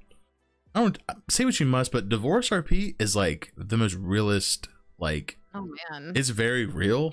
Like It's a whole spiral. it was a whole fucking thing, and I never really experienced that through RP. I've always experienced, you know, like mentor RP or even breakup RP. I've experienced, but never like divorce RP. And actually seeing like 2 characters who, you know, have past and have story and everything actually follow through with that divorce. It felt like I was with, you know, this character that it was like you could tell with his like the way he talked and everything. It was like, it was very real. And so I try my best on Jimmy to cheer him up, get him dressed up like Jimmy. When we walked into a hospital, we both had like the pimp jackets and short shorts and the smaller chest hair and shit like that. Try my best, but it was just like it felt so real. Yeah, that's what I liked about it. Is that it was super impactful, and he and I are close, you know, so we talk all the time. But I don't know. That's what I like. It's not the same old, and people usually don't do that. They just like cut it off and like you just don't see them hanging out in RP anymore. But you know, the guy that perp, you know, whoever who plays Nolan or Barstow, he's really good about that. Like he'll follow through with it and make it have that impact and it be lasting. People bring it up to this day. They'll talk about Josh Barstow and how he died. That's a big topic, but Was it me or when he died? I feel like it kind of got brushed over. Did it? It didn't for Astrid. But for a lot of other people it did. He had kind of like phased Josh out before he like permit him. You know what I mean? Like he had kind of like switched gears quite a bit. So but you have to think about it, at that time a lot of his family was gone because they had been murdered by Mr. Smiles. They weren't murdered, but they were attacked. They were attacked, kind of. You cut off Pop's head. Hello? Okay. Well, that's not his whole family. That's like his, you know. Basically his whole That head in front of Pillbox, I'll never forget that shit. Responding to that call. I think that EMS to PD, there's a head in front of the hospital. Hey, can we take over this and interview him for a second? What is it with you and like severing heads? Because you did that shit to my casino employee Celine too. Because it's like a statement, right? Like it's like you know, so like you know when you know like the picture, right, and it had the body hanging up on the wheel and there was a head missing, right? Something, and the fact that you could see like blood on Ink's face, which was like it indicated that she fought her way without, you know, trying to get her head, you know, but she did. I don't know, some about it being like a statement that like really fucking dead, you know, like there's no way. Obviously you can like RP that, you know, heart got cut out, but head being cut off, that's a whole thing, you know. I don't know. I like the statements. That's why I like to you know, with Ink it was like use social media. Then Smiles was kind of like, Smiles was different. Smiles I went the whole like, you know, make a video, put the VCR towards Weasel, and it was not, I don't think it was any social media, was it, with Smiles? I don't think so. Yeah, I don't think so. I think it was just Ink that I used social media with. But I don't know. Heads are statements. That's true. That's true. They were super impactful. Yeah, I didn't expect Ink to be that impactful, to be honest. Ink was you remember that when on Mr. Ink and Nolan, when you had that moment with the blackout? Yeah, and the fucking finger snap. I watched that clip still today. So dope. I still watch that clip today, and it's fucking phenomenal. Like whenever someone asks me what kind of RP I do, I send them that clip. I'm like, this is the fucking RP I do. All right, kid, I'm a veteran with this shit, you know. And they're like, how do you do that? I'm like, it's my character trait. Just turn off power with it. Yeah, I'm that badass. You know what I'm saying? Like, but yeah, that whole even that little thing unfolded into roleplay for a bunch of people. Because I was just randomly spectating you guys in prison. I was like, 2 days before that, Flaws gave us a command that would just, you know, cut the power out for the city for your story arc. To that, and as I was spectating, I was like, let me try to freak Nolan out with Jimmy, with Ink. So I told you to do that, and then 2 days later, someone from Weasel News reached out and was like, "Hey, we heard about the power outage, so we had to, you know, me and Jay kind of hopped on some random characters, working as Water and Power. We left some severed hands at the power plant. They interviewed some people there. Then we moved to another site where we were working on some things in character. So a lot of things kind of unfolded, even from like, you know, 3 seconds of an idea. And I didn't even know that. I'm gonna be honest with you. I was, and the crazy thing is, I didn't even know all that was happening. Yeah, and then Maxine asked me about it. It's like, were you planning the Water and Power guys? I'm like, the what and what power? Like, what? I don't. What are you talking about? He's like, you don't know about that? I'm like, what? He gave me a whole rundown about the interviewing them and like all of this. I'm like, bro, there was some stuff. There was some Ink RP that I wasn't even a part of that. Yeah. People were like expanding on, mobilized. Like, it was crazy. Like the way that I view it is like, it's like a spider web. It was like somehow people were connected, but I didn't even RP with them at all, but somehow they were connected. Like, Yeah, it was like it did a lot of things because like right with Mr. Ink he killed Celine, and so that triggered Layla and Tristan Lockhart, who own the casino, to go to PD to demand that there be a reward put out, and then it caused this big huge feud between the Lockharts and Matt Wright, who was like a sergeant at the time, because like I don't think it's a good idea, and Layla's like, well, I don't really care what you think, like, and it turned into this whole thing of like we need to make sure that Mr. Ink is found and that he's captured, and we're going to offer a reward for information leading to his arrest. I mean, like so many things like split off of one thing that happens that we weren't directly involved with, but you have to kind of like adapt your story around it because like it happened in our casino, so like we care about this, like this is something that Yeah. would matter to them, and you just kind of you watch it go. Everybody felt the impact of the blackouts happening, right? Everyone was like tweeting about it, noticing about it, talking about it. So of course Maxine would follow that with Weasel News. That just makes sense, Yeah, big shouts to her for reaching out. Oh my God. I remember, I think it was her that opened a ticket to ask staff, hey, about that blackout, about these blackouts, can we work something out, for that? Yeah. And then from there on. well, so the whole thing that I thought was like beyond crazy was like, I don't know, just the amount of like story that I wouldn't even be in. I would be just chilling, like not even in the server, and I'd go with someone's stream, and there's a whole ass investigation. Cops are at meetings, and then the blackout, like that's happening. People are like in the hospital. They got like tents, they got chairs. They're all like bundled up, locked in a room together, like being on lockdown. One of the craziest things I think I ever witnessed on another character was I was on Jimmy. I was walking around Legacy, and I think it was Tony drove by, and he like immediately ran into Jimmy and was like, "What the fuck are you doing outside? Like, what are you doing?" I'm like, "What the fuck?" You're like, the whole city's on lockdown. Like, there's killer. I'm like, yeah, he's not real. He's imagination, whatever. Guy would not let Jimmy just be alone. Like, he made him get in his car and like stay with Tony at all times. Like, the amount of like people took lockdowns like so fucking serious. I don't know. It's crazy to see that. Like the other side of that, I guess. Time. Yeah. I'm big shouts to the girls as well. Yeah. They kind of Oh yeah, Shawnee and Arya brought so much RP even after the big arc to the prison and the DOC, and yeah, just big shouts to them. It was crazy. Involved in that. When I pitched them the idea, I was like, hey, it's like y'all should be like Ink's like daughters, and like why? And I was like, I don't know, I feel like with Ink, like he would try and like barricade them in, and to like, they obviously like adore him, they want to keep him safe, they really care about him a lot, but like kind of manipulate them to like they don't know that they're doing all these bad things, but like he trains them to do these bad things without hesitating, like without like having that self-consciousness, like, hey, like you shouldn't do this. Like, it's like, oh, this is okay type thing. And I literally just told him, like, just take Selena's head and just walk to PD with it. And they were just like, okay. And then after that, it transpired this whole thing. I'm telling you, whenever I think back of that story, I'm like, I think I couldn't do a story like that ever again, just because of like how much. It ended up dropping in front of a judge, bro. Out of all people, it was Mordecai in front of PD who, caught that Hail Mary.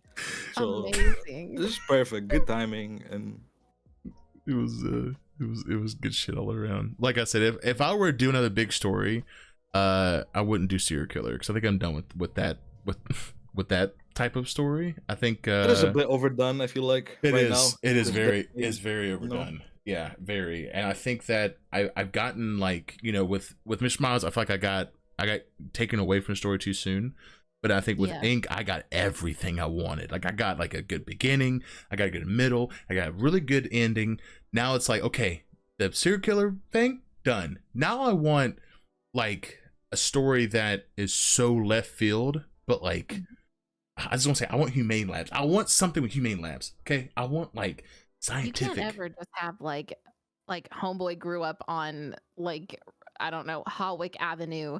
You just can't ever just have like a normal character. You're always like thinking this big broader scheme of like, oh, I got plans. Oh, I got plans. I mean, I don't know. There's always something more. I got plans. I got a character that I'm kind of waiting for, but that's the character obviously y'all know, but I'm just gonna say I got a character that I really want to. I played for a little bit, but I really want to make a story that is I don't know, not your typical story, I guess.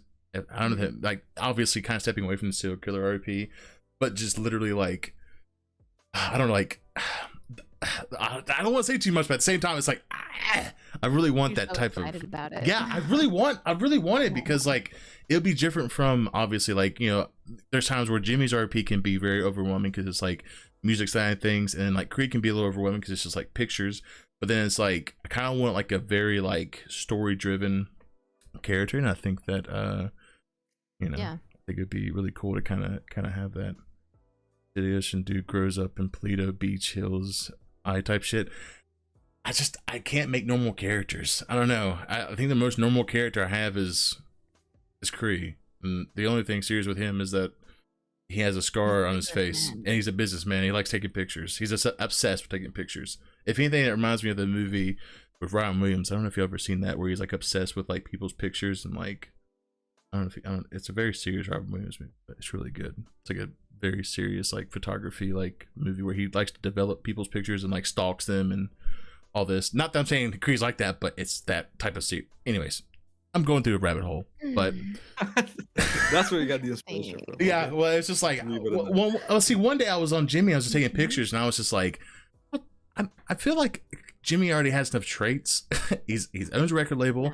He, you know, very well known. I was like, I feel like with Jimmy like taking pictures, it's like that's just too many traits.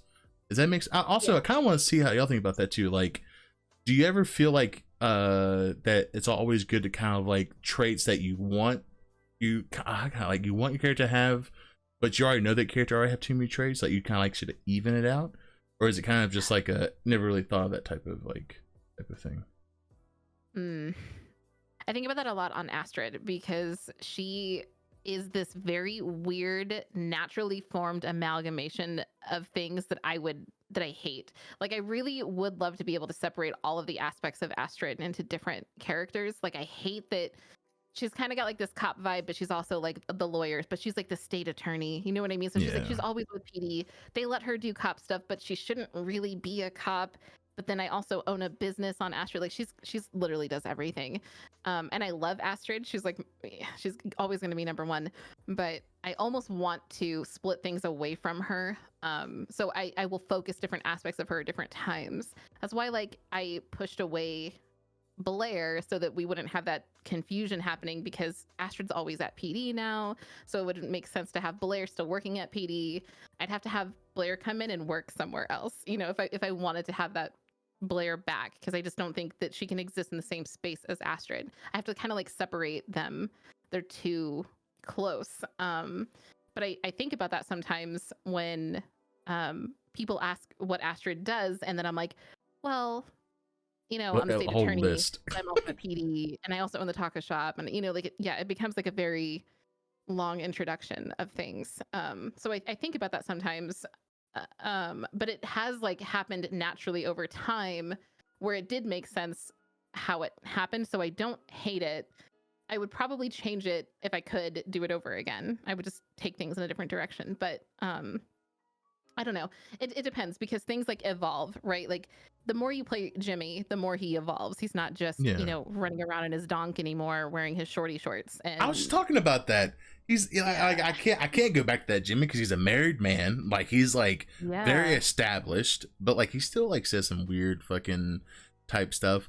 But like I can't, like you said, evolvement. Like I can't backtrack, because I feel like that's like I don't know, pointless, I guess, to the RP. Like, you know, you grow, but at the same time, it's like your character matures, I guess. Yeah, they grow, and they pick up different interests, and the story progresses, and you latch onto new things. I don't know. It's hard to not just invest your time in doing a lot of things when you become attached to your character in a way, you know.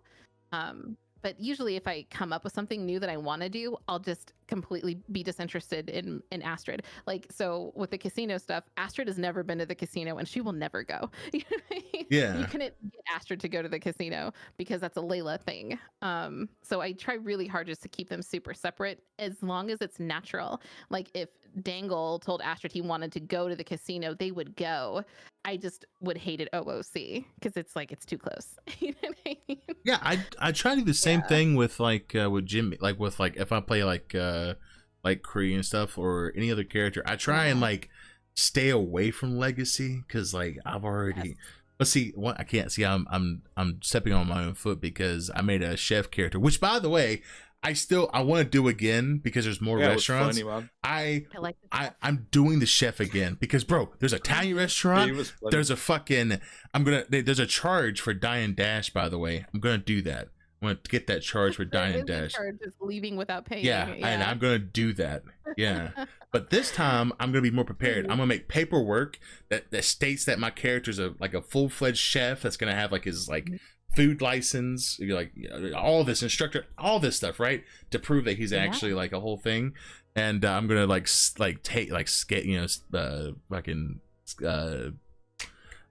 I can't even think of rate people's. There we go.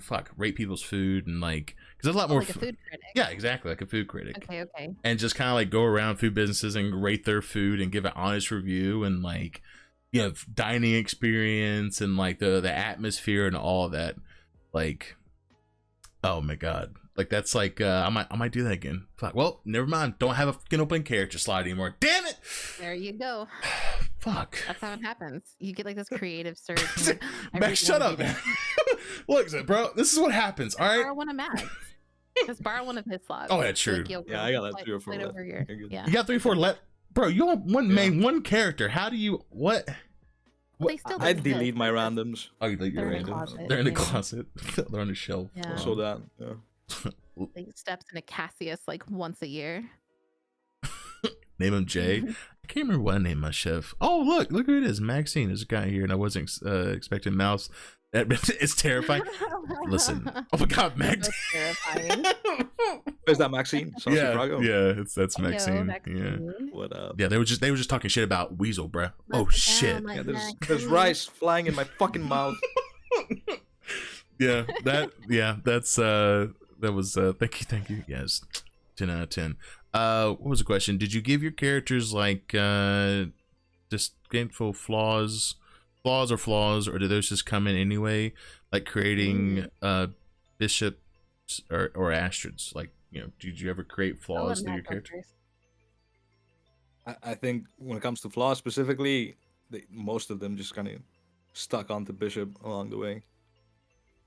Like, what flaws does Bishop have though? Like, I guess that's a more important question. I mean, from a leadership standpoint, with his job in PD, me OC, I feel like he's too much of a pussy and a people pleaser and whatever. But on the other side, I feel like strong suits or other attributes, like positive ones, they've been kind of the same from the get-go. Mm-hmm. But I don't know. Like, I like to talk to people. I like to give people a lot of benefit of the doubt.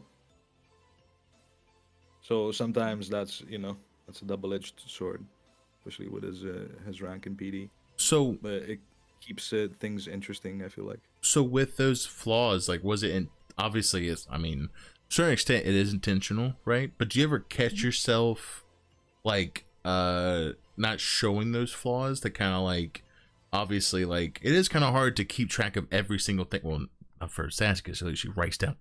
You write down everything. I snap at times. Like, I get annoyed at cadets asking me a question that they could, for example, easily ask, anybody else in the PD. Mm-hmm. So, I don't know. I don't want people to think that, oh shit, a 10 bomb. What the fuck? Yo, window. What the? Jesus Christ. Oh. Poggers from Delius. What the fuck? Ayo? What the fuck? Yo. Hell yeah. Sussy Jimmy. Hell yeah. Bust it down. Hell yeah. Yo, thank you so much, Craig. What the fuck? Fucking beautiful self. Jesus. Thank you so much, man. Mm-hmm. Holy shit. Much respect, dude. Chief on top. True. Dude, thank you so much, Craig. Craig. Make me blush. Get like 20% right. This is way better. Oh damn. Shots fired. Oh shit. Let me screenshot this. Hang on. Hang on. Oh my god. Oh my god. But yeah, so you said that you were kind of there's times obviously where like you like snap, I guess, or not really snap, but just like there's at least a change in tone or whatever, Yeah. because like you need it sometimes. Like you need to I know I should be like this because this is a character, but sometimes, it's just like, nah, bro, not right now. or I've had whatever, enough. I don't know. Yeah, I'm You reach your chilling. limit. I guess Mhm. I guess obviously like people, I mean, even through RP, sometimes people just don't understand like learning on your own, if that makes sense, like I mean, it's plenty of times where people like message like in the discussion being like, hey, how do I do this, how to do that, but it's just like, okay, yeah. but you kind of have to like, I mean, I'm gonna be honest with you, sometimes people be on Twitter and they're posting like on Twitter like, how do I do this, how do I do this, and I'm just like, if you see Bro. somebody there, just ask them, just have a conversation instead of just go on Twitter and just like flat out just not even just find out RP, but just find out in an experience, Right. like, Plus one on that. Big plus one Plus on that. one. you know what I'm Yeah. saying? Like there's been times where I legitly there was time where a server I used to play on and I couldn't get out of the house, so I was playing Jimmy and I used Yellow Pages and I was like, hey man, listen, I'm not the most light bulbous guy ever, but how the fuck do I get out of my there's no doorknob, bruh. There's no fucking doorknob. And like, I just had to fucking figure out a way, you know what I'm saying? Like to just anything, right? But Yeah. I don't know. It's just like, I feel like that's just something I kind of wish I could see more of. It's just like, I mean, going back, right? It's like the trash job now. Like there's people who are like being like, hey, they'll go through a spot. Hey, do you just want to work together? You know what I'm saying? Like, just do that, right? But it's like sometimes people just be asking the most craziest things on Twitter. I don't understand why they do that shit. Had yourself concerned is the best way to not story build at all. Absolutely. It's like Googling. It's like, hey, how do I what Yeah. I'm waiting for someone to be like, what button do I press? Like, oh Jesus Christ. People can get way too loose on Twitter. I got 5 bags of meth. Please have a cop see oh Jesus Christ. Wait, do people actually do that? Just wondering. On a cop side of things. Yeah, a lot of evidence is gathered through like Twitter, Instagram, Really? and stuff Well, like that for stings. Yeah, absolutely. Because people are just, they're caught up in their moment and they're not thinking that cops are paying attention to Twitter. And maybe cops aren't, but there are investigators who do. So I don't know how to explain it. Yeah. We've seen it happen where people will literally be like, hey, yo, what do I do with unstable meth? Like, bring it to PD. Why are you asking how to use that? What do you do with it on Twitter? I don't know. It's like instant gratification. Like, teach me everything. I come into server today, gib gun, gib $1 million, please, I wonder, does anybody have $1 million? I mean, obviously a company, right? Like, I I do. wonder, you have $1 million? Bro. What? Mhm. Jesus Yeah, Christ. there's a couple people that have like $1 million. You have to think about it. Astrid's the state attorney general. She owns a business, and Which is never open, by the way. Shots fired. Not true. That's not true. I got the logs, okay, buddy. I got receipts. I got bill calculators. I got like 16 employees. All right. Actually surprised. Bro, I'm not even acting surprised. I'm literally like, Where did your one lifer die? My business. yeah. Hey, because I went there because it was the first time I saw open in months. Hey yo, chill, Dab. chill. Hey yo, that's not. Whenever I want to RP that, Jimmy, well, for example, there was, I don't know how much you might have seen like with clips, but like there was a time where Lola opened up the taco shop and literally brought the whole legacy group with us, right? Which was like, Yeah. like 4 or 5 of us, and then we start tweeting out like, oh my god, the taco shop is so great, the prices are so good, literally another roll of 10 people fucking rolled up. Lola's like, I hate it big here. props I to hate Wolf Haley, to be honest. He probably has made more at the taco shop than any of my other employees, and that dude hates. I feel like he has to hate tweeting out, because anytime Wolf Haley tweets out the taco shop is open, that he's working there, I just feel like it gets flooded. Like there's 15 people that show up just for Tyler Wolf Haley. You know what I mean? Like just because Wolf's there, people are there, and he does it. He does a good job. He's the laziest when it comes to filling out my forms, like my paperwork. Yo, fuck paperwork, He'll just put they ordered food, Astrid, like what do you want? Like he's very not specific like everybody else is, but dude earns his commission, I'll tell you that. He's a hard worker, and people come there just to see him. So I'll give Wolf Haley props for that for sure. And I never expected him to care about that RP either. You have to be like a very specific person, I feel like, to want to work in any of the locally owned businesses, you know, like the player owned businesses. It's just in the sink, so that's nice. What the fuck? Yeah, only in the sink, and you can just like put that down. It's fine. Jesus Christ. Taco Shop is owned by PD technically, but you know. Oh, we were gonna say about flaws about your characters, or about Astrid. Oh, like, yeah, I do have flaws for my character, all of them. but how do you keep track though? Like, do you obviously have a piece of paper? Like, you look at it like, oh, I'm supposed to act this way, and then you do it, or do you just have it like muscle? Some of them develop over time. Like I give them not like ticks. I don't want to say ticks. I give them like little things that I give them like little traumas, right? So like Astrid's been through a lot. So like she's got things that will trigger her to react a certain way. But sometimes when I create a character, right, like Stephanie, Rezzies and I set out together, and when I was creating her, like the idea of her, what I wanted her to be like. So Stephanie is neurotic in the sense that like she is completely obsessed with her self-image. And she's a liar, by the way. She's a pathological liar. She has never told the truth about probably anything. But she does it in a way to manipulate people. So she's flawed in the sense that if people start to dig into Stephanie, it's going to all fall to pieces. She's hyper focused on everything about her appearance. So like sometimes she'll be having a conversation with any of the other prison bitches, you know, the girl group that all came in together. And she'll have to like stop chatting with them to go like run a lap or something, because she's like, she needs to check herself out. She needs to like keep herself in check. Like there's like a lot of little things on each of my characters that matter. Astrid's all ego these days. The only person that can hurt her feelings is Tim Dangle. So like I built her up to be like really strong in general. She doesn't care about a lot, but everything Tim Dangle says to her is mean. So there's like little traits that happen over time. We need that to happen. We need to have an arc of just Dangle just being rude, being ruthless. Oh man, wow. He has. Really? Around the guy for like 10 minutes.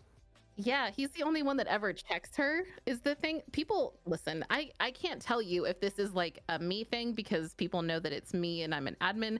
I don't, because like I feel like people act differently to like Mag and I. Mag can probably relate pretty heavy to that. But like, we talked about that before, didn't we? Like we talked about how like the interactions like seem more tame or like loosely. Like maybe I on guess season 1 we talked about it, and that probably hasn't changed. Yeah, has it gotten worse? It hasn't. I don't think so. I don't know worse, but it definitely, yeah, it definitely still happens. It's like, I don't know if it's because, I don't know. I feel like I don't get checked at PD. I feel like people don't question me in the Department of Justice, and I don't know if it's because I'm an admin, or if it's because it's me, or because it's Astrid has been there for so long and they respect her. Like it's hard to tell. So the only person that does that in Astrid's life is Tim Dangle. He's the only person who ever tells her to shut up. He's the only person that ever tells her that she's wrong. You know what I mean? So he has a very specific role in her life.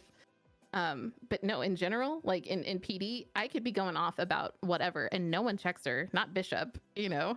Bishop supports everything Astrid says, and she's the same way. They will back each other up until the end. But no one ever checks us, and I can't tell if that's because we're admins or because we're chiefs or we're a respect thing. I don't know. It's hard to tell. Does anybody check Bishop whenever he says something, or is it kind of just like everyone's just like, okay, yeah, sure, like Never. Bishop can roll up one day and be like, all right, we're gonna kill everybody in the city. He's like, yeah, sure, okay, all right. Yep. Chief, you got it. 10-4. You got 10-4. Say fucking less. I got. I'm gonna go grab my PD heavy.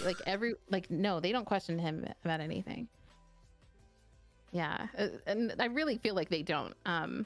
But should they though? That's the real question, right? That's also the thing, right? Because that's the chief. Should they question it? I don't know. It's an interesting thing to think about. Is there IA in the PD? There's IA, right? Of course. Fucking ops, bro. Okay, so that is a thing. Okay, I didn't know. I'm still like, I don't know the ranks and like who's above who, but like, so if someone goes to IA, right, and like they're like, hey, I don't really like the idea of like Bishop the way he's doing this, like, would they just go to Bishop and talk to him about it, or would it be like investigation type of stuff with type thing. I guess it depends how deep the thing would be. How did the thing? But basically, if Bishop were to get in trouble, it would become kind of SACOR, or the DOJ would become like executioners in case of anything. Executioners? What? I mean, They would depending kill on her? Jesus. Well, What? you might deserve it. I don't know. you never know. What the fuck? Yeah. Would Yeah, you? technically, I think that's Astrid's job. Is she's supposed to keep the chief in check, as like the SACOR rep, but she doesn't do that. So I guess technically, if Bishop ever really messed up, she would need to, but she wouldn't hold him accountable for whatever it was. We would just go to war, like whatever. Militia take 2. Let's go. Militia. We got PD 762. Did you just say militia? I feel like if you were just freely just say militia .2, why not? I think people would have a hard time, but like, please God, another wipe, please, no. Another wipe. I just bought my house. I mean, it's gonna happen eventually. It's gonna happen eventually. And I mean, at this point, I'm used to it. You know what I'm saying? Like, if it happens, it happens. I kind of, to be honest with you, and this is just me because I like when people kind of stick together in RP. Like, I like when as Legacy as a group came together and we spent hours just as a group going fishing, doing trash together, like just that moment of like, we need like money together to buy like a 4-door rust bucket, which Jimmy like gave basic necessity. Very like, and we were stingy. Like we went through trash, we found just anything. Like we would sell to mechanics and try and get money to even just buy a phone or like. I love that, bro. PD didn't get paid for like 2 or 3 weeks. Really? Oh shit. Yeah, but I like that, man. Like I mean, Bishop. You were asking about flaws. He's terrible with money. Like, absolutely disgusting. He's got like $7,000 to his name right now. Oh my god! What the? It's not even. I don't know. I don't want to talk about it. That's one of his flaws. Yeah, it's it was interesting though, because even in the beginning, Bishop was like hustling for money, because like cops are on duty a lot, so like they were burning through the money that they had every single day. Like the budget, bro. The budget. We were stretching out thin, like loaning in between departments, stalking judges. Stalking judges? Wait, what? I don't want to talk about it. Trying to get more money. They were down bad. DOJ was down bad too. Like it was just. Yeah, they were. Yeah. It was hard. Everybody was struggling. Yeah. And Bishop, for like the longest period of time, was taking his paychecks because he's addicted to cop RP, so he'd be on duty for hours. Then he'd go dump his paycheck back into PD funds so that PD could get paid, but he wasn't paying himself a lot of money anyway. Like, I don't know. It was good. It was a good time the first couple of weeks. I enjoyed it. It was tough. Everybody was struggling. People didn't have cars. You know what I mean? Like, we were working to eat back then, and it was good. We got to like a really balanced point right now, but there's no wipe in the foreseeable future, no. Oh, shoot. I really hope so. I'm gonna start putting in a suggestion. There should be a wipe every 2 weeks. Hell yes. Way to get your -1 farm going. Poggers. But like, I don't know. Like, I love wipes, man. I was a Rust player before GTA. Oh, I played, Jesus. 6,000 hours of Rust, and like, oh my god, that game the servers we used to play on, the homies used to wipe every month. But like the first 2 or 3 days after a wipe, just I don't know. Everything's different. Everything has a purpose. You don't, a traffic stop. Like if you get traffic ticket, you're gonna fight your way out of that if you can verbally, because those $400 are gonna hit you hard when you only got like 8,000 or whatever, right? Yeah, absolutely. I don't know. I really love that part of roleplay. Fresh we wipes still try to do that too with penal codes. We still try to like make them absolutely. So you try to argue it, not just be like, guilty bro, just send me, So but yeah, I don't know. I don't want to spoil or anything. There's more than 1 millionaires on the server. Oh yeah. Bro, but how? Well, I'm pretty sure they're all like big server, bro. It's big server. A lot of money making opportunities. A lot of characters, a lot of money. Jimmy is just now at 470 some thousand. I think Kree's at 200,000, and then some other characters are so fucking down bad. It's ridiculous. But that's the most all my characters have. 7. I mean, Bishop has 5K, so not that poor. I mean, but yeah, I mean, Jesus Christ. I mean, obviously, if someone has that much money, it has to be at least a doctor, right? Like a doctor or doctor, lawyer, owner of a casino. Owner of a casino. Jesus, she found that. See, that's the thing, right? She found a cheat code. She was like, easy. I know how to make millions. Just get a casino and then just feed into And never spend the money. and just You don't never have time never to even sp- enjoy the yeah, money. and just go on. No, make the casino, make it runnable, right? Hire a couple people, and then just be on Astrid. Yeah. Just let it build up on its own. I don't even have to nothing. Just hire like 2 cashiers to run it for me. Just let people spin the wheel. I'll still make money. Let's go. Bro, I've Yeah, seen some She's clips. a millionaire and she drives cop cars most of the time. That's true. You know, it's Jesus not even Yeah. about Christ. like, look It's at not her. about the money. It's not enjoyable. Like true. Like Rezzies and I have access to casino money, right? So that's not what we have those characters though. We have those characters so that you guys can have a casino. The money is not why we do that role play. I like being a neurotic mess on Layla, going and harassing CNC for better deals like she can't afford it. You know what I mean? Like it's about the role play that you can bring with those characters. Having that money is so boring because I don't have to do anything to earn it. So I used to talk about her as my most boring character, but now I just find ways to make her fun that don't involve money. It's about facilitating RP for other people or whatever. So the money is whatever. It's cool. But we use that money to help other businesses more than we use it for enjoyment on our characters. You know what I mean? Yeah. Well, there was a time where you know, like I was on Creed kind of walking around and he came across Blue, and it was probably one of the most craziest, like you couldn't make it even any more perfect timing with what happened. She was riding her like motorcycle and a local just came out of nowhere, just stopped in the middle of the road, and she just whacked right across him, right? Her bike went flying, she went down, her bike was smoking, you know, and I, you know, went to the bike, put it to the side and got her in the van, drove her, she got to the hospital, took her back to her van, and not her van, but her motorcycle, and the motorcycle was dead, and she's like, I don't have enough money. I literally spent my last money trying to get it repaired. And I was like, oh, I'll just give you like 5K. It's fine. It's whatever. No big deal. And she was like freaking out. Like, nah, it's fine. Like, you need money to repair your vehicle. I'm not gonna like just let you walk around. Like, fuck, that's boring. Right. You know, like, Yeah. But yeah, so like stuff like that is like, you know, if someone needs money, I'm not gonna be like, yeah, sure, why not? Here's 10K. I mean, okay, if I got it, I'm not gonna be weird and be like, oh, you don't get me helping you. I'm way better than this. You know, like fuck that. Like that. Right. I don't know. Don't like that. But no, it's always good. I don't know. The role play needs to be the primary focus of your character. So there's always something to do. And if you don't have anything to do on that character, then make a different one. You know what I mean? Like that's so weird to say, but like if you are not having joy with your character, and you're just like stacking and grinding money, like for what? Like what does that payoff do? Like once you have all the money, well, then what do you do? And, you know, like what is it for? What's the purpose? It's about like the role play and like the story that you're building along with it, and what you can help facilitate for other people. That's where the joy is in it, you know? Yeah. I don't know. People gotta like remember that, kind of step out of like the I want the import grind. Like, okay, and then what? Now you have your import, and what are you gonna do with it? You're gonna get pulled over by the cops in 14 seconds. Not true. Gonna get in a chase and then get a couple of those. I've only seen those new interceptors or whatever. Is it called interceptors or what are they? Yeah, we have interceptors. Yeah, I've only seen The Porsche?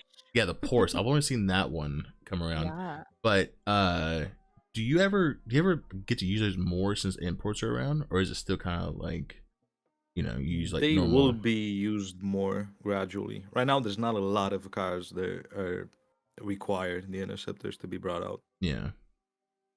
But slowly through boosting and racing and the import shop and a bunch of other things, Yeah. kind of parallel to the economy, cars and their performance are gonna go up as well. Mm-hmm. Well, the real question though We'll is, see more interceptors out there. would you be able to, as a cop, be able to buy your own? Like, No. no. An interceptor? No. Shoot. Well, there's a People few like vehicles the on it. cops cannot purchase. Like any vehicle that requires a certification cannot be bought by officers personally. Which So like makes sense. motorbikes, Yeah. helicopters, $500,000 Porsches. things like Unless that. you're bishop, and then you can. Unless you're bishop. Hmm. I mean, I have to own them. Yeah, But- so that they can use them. Yeah. No, Yeah. Yeah, but I wouldn't don't know. probably even. Someone from the community, I'm not gonna say who, actually approached Bishop in character with like a PowerPoint presentation, and it was pretty fun making an offer to have a PD charger sold to them, basically stripped of any like light sirens, whatever government equipment. What the like, fuck?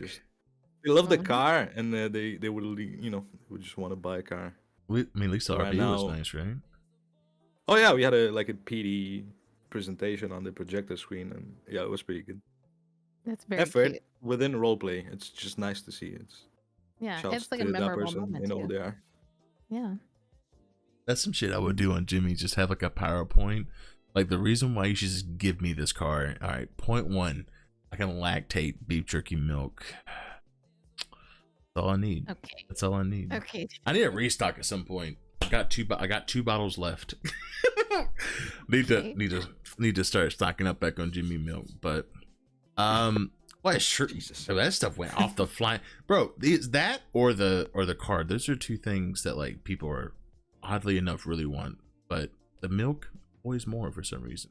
Then people don't believe Jimmy that he actually has bottles of his own milk.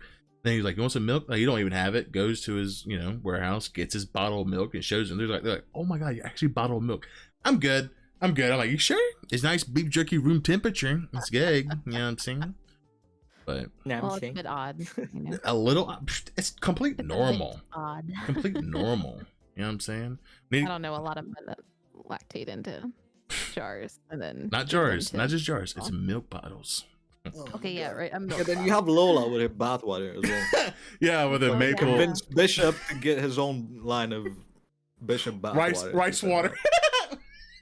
Oh, okay, dude. We gotta do him like that. Yeah, a nice rice milk bath. Rice, yeah. Ew.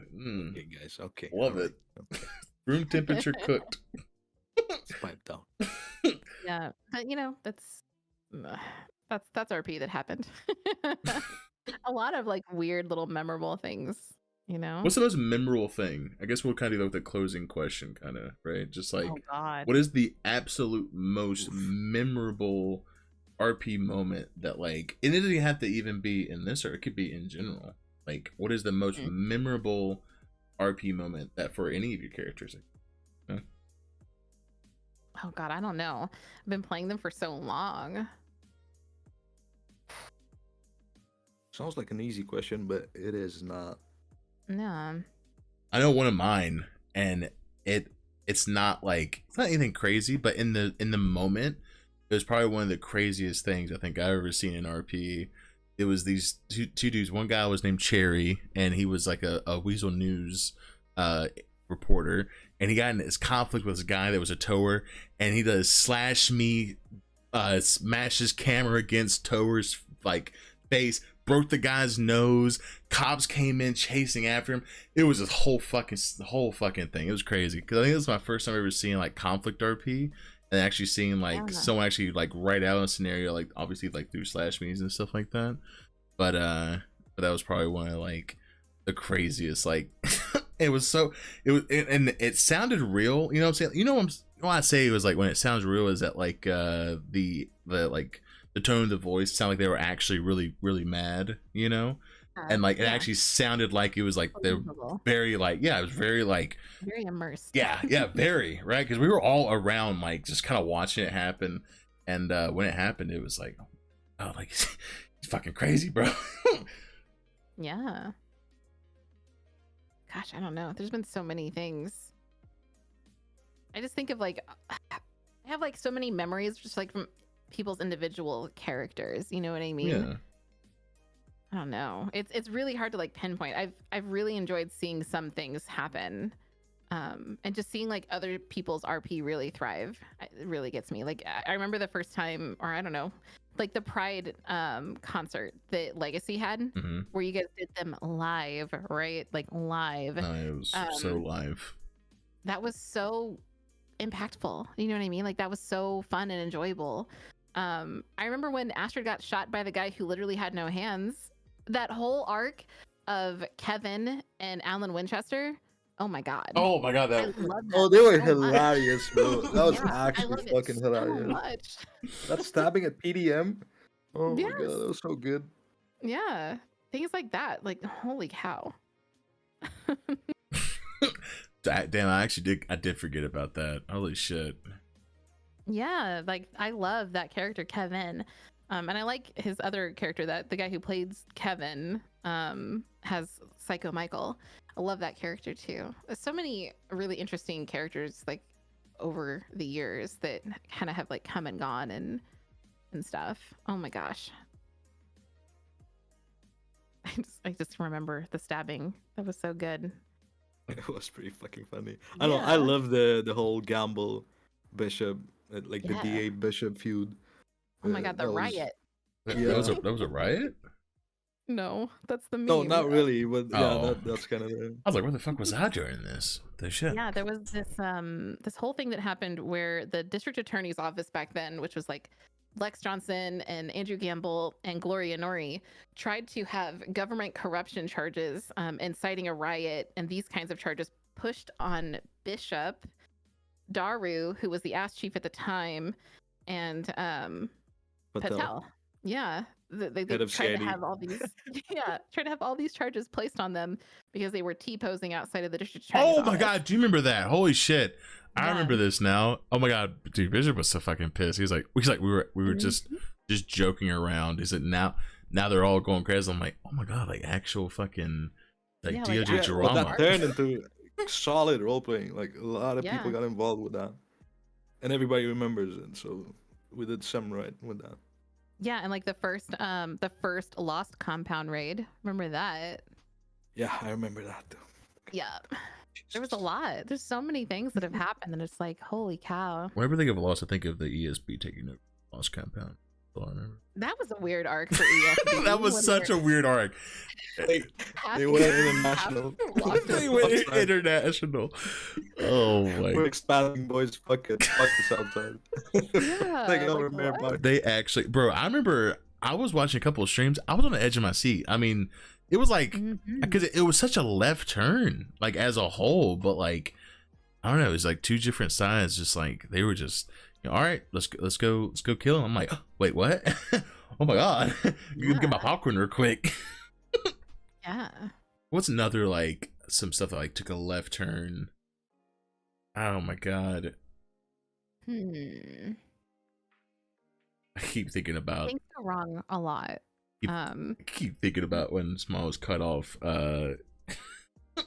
Luna's hands. Or was it Luna? No, was Oh my God. Yeah, it was. It was Luna Rose. She was a fortune reader. She worked for the Department of Justice. Another head. no, Another it was a head. hand. It was a hand. It was a hand. Oh, Her hand. It was hands. It was both her Yeah. hands. Yeah. It wasn't her head.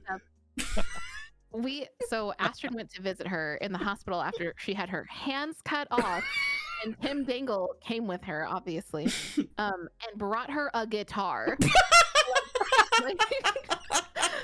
Oh, Brought her a fucking guitar. hilarious. I heard you like playing music, so you I heard you like music. I know you don't have hands. Here's a guitar. Like what?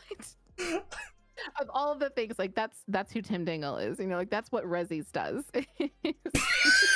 That's how he breaks up the tension of the heat of the RP. Is, you know, I know you just got stabbed and had your hands cut off. Here's a guitar.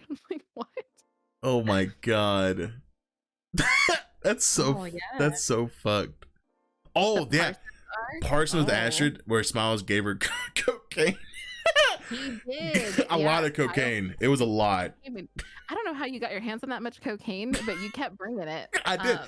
Listen, Mr. Smiles had connects. I mean, a lot of Mhm. connects. More than well, yeah, more than Ink. Because Smiles, I was able to get like 6 guns on him.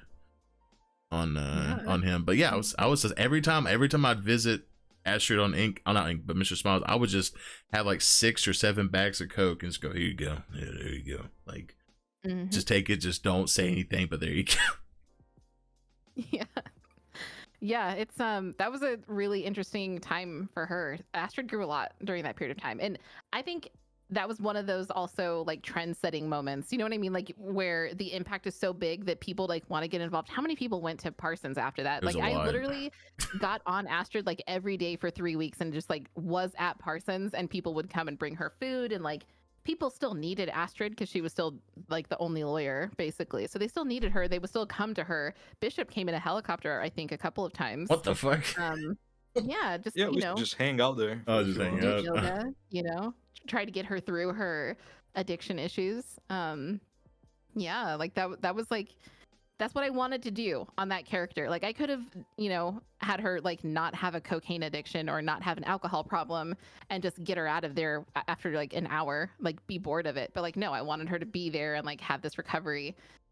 She has a pet goldfish still that Gil gave to her. Need to go kill that one.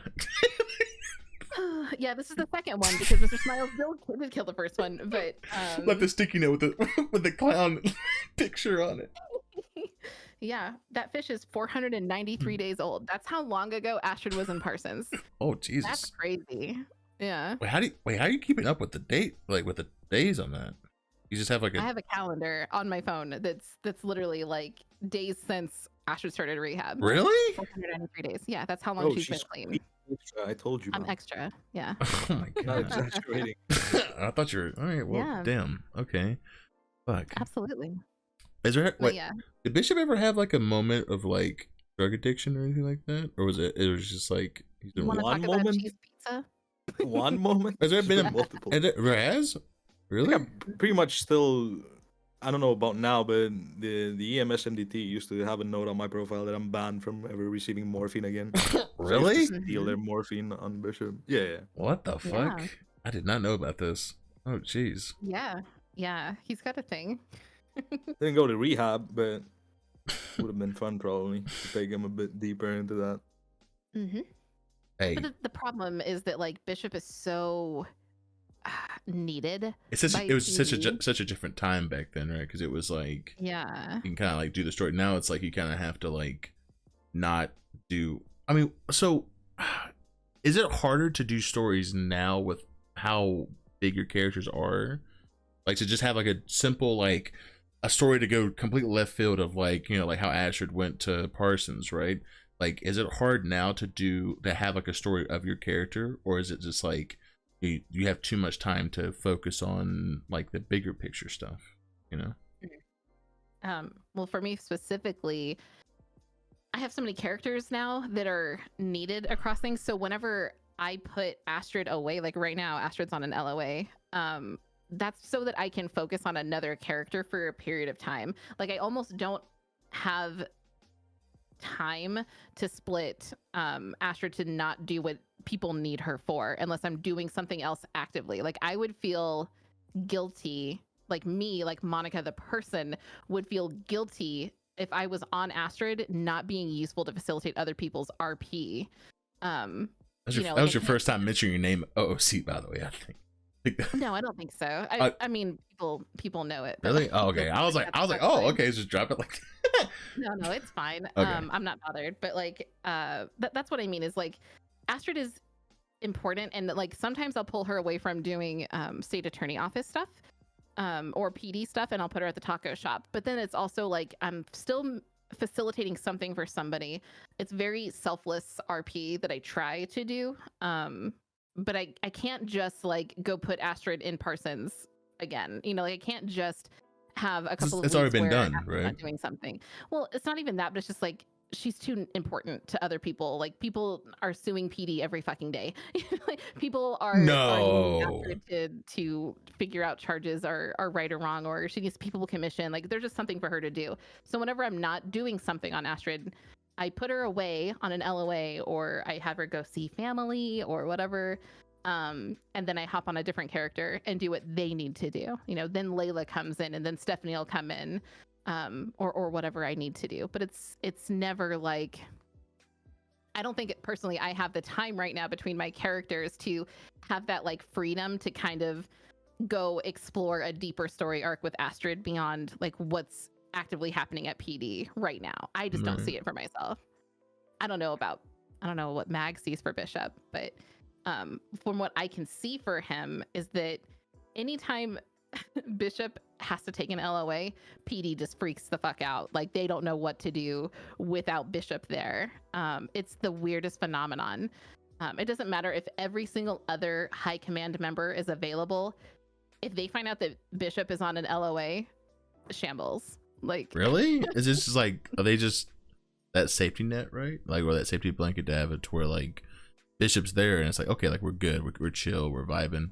But if it's like, if he's not around, it's like, oh shit, like this is we're on our actual own. He's the glue. He's everything to PD. So, you know, because technically there are equals to Bishop, I guess, kind of. I don't want to say technically. There are equals to Bishop in power for their individual branches, right? Like you have Kimber for BCSO, you have Gil for the troopers. You know, like there are different chiefs for different departments, but ultimately at the end of the day, everybody sees Bishop as PD. Like he is everybody's chief, basically. So I think it's hard for anyone to, I don't know what PD would look like if Mag didn't have Bishop as chief of police. Like I just don't know what that even looks like. I can't imagine Chief Bishop not being Chief Bishop, you know? Everyone's upset. No one knows what to do. Motivation goes way down. I don't know. I mean, do you think that's true, Mag? Like, do you think that you have to devote so much time to Bishop because of that, or? I don't see it like a chore, to be honest. If I would, I wouldn't probably be doing it or doing it with, you know, enjoyment.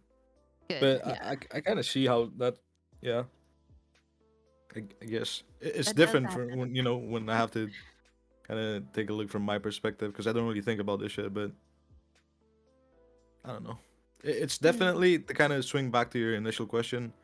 It's definitely like the amount of stupid, goofy shit that Bishop does nowadays is just 10% of what was, you know, what he was able to do in the past. Yeah, that's true. I could definitely see that. Remember Bishop used to ride around in his Kalahari, right? With his shorts on, like parking outside of compounds and just like fucking around.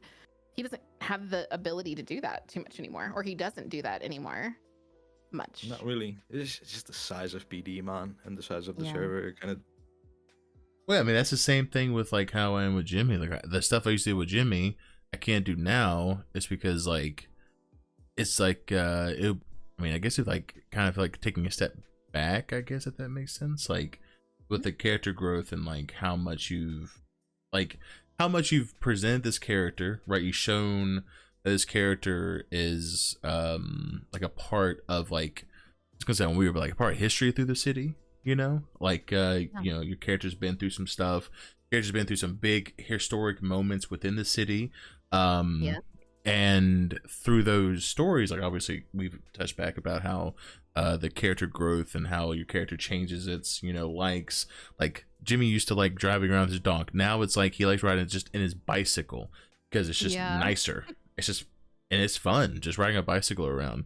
All right. Oh my God, good question. Okay, you got a better mic, by the way, people in chat.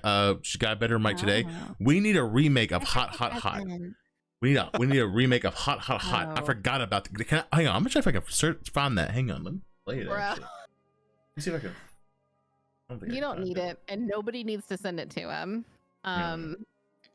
Probably got like 8 DMs.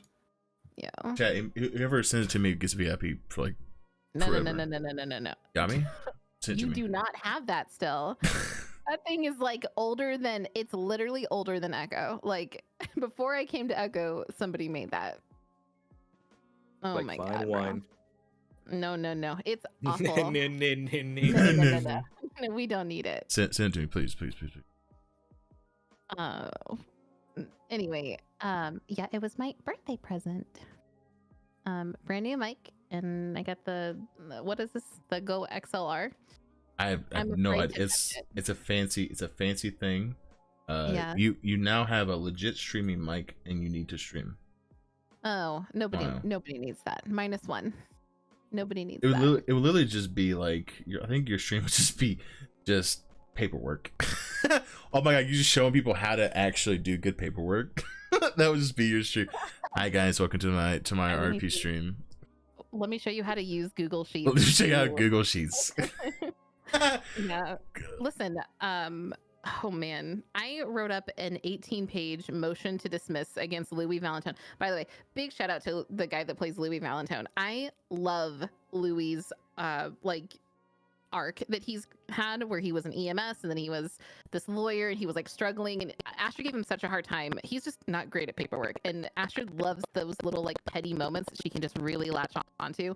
I wrote an 18-page paper, a motion to dismiss, a Google Doc, to try to get this case thrown out that was, spoiler alert, it was Wolf Haley trying to sue Jim Street K till my bones decay. Wait, wow. Street K, baby. Why was you trying to sue? What the fuck? Was this because it was a PD incident that happened. Oh my god, he actually sent it. Oh god.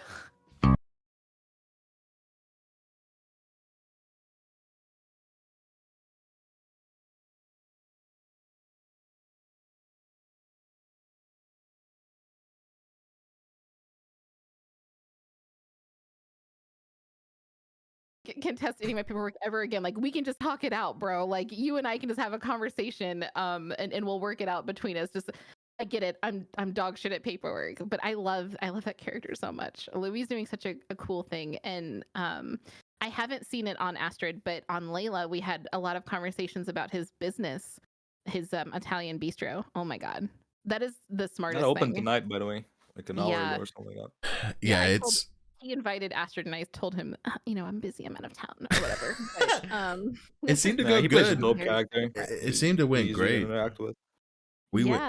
He's great.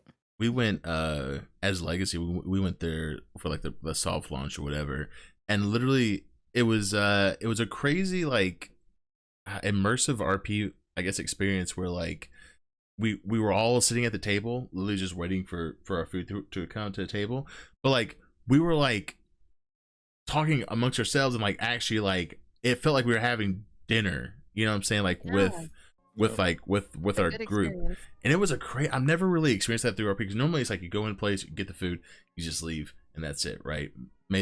Whatever, right? But this was like, I don't know, it was nice. It was an experience. It wasn't just like you roll up to the taco hut and you wait 2 minutes and you get your burrito and you fuck off, like that's not it at all. You go in there and there's this whole vibe, and they do everything right. I was not, like, it wasn't even open when my casino character was there, and it had such a profound impact on my casino character and her sister-in-law that like Autumn Lockhart immediately was like, we need to get on board with this. Like, we need to like secure this, because this is something that is going to be so important.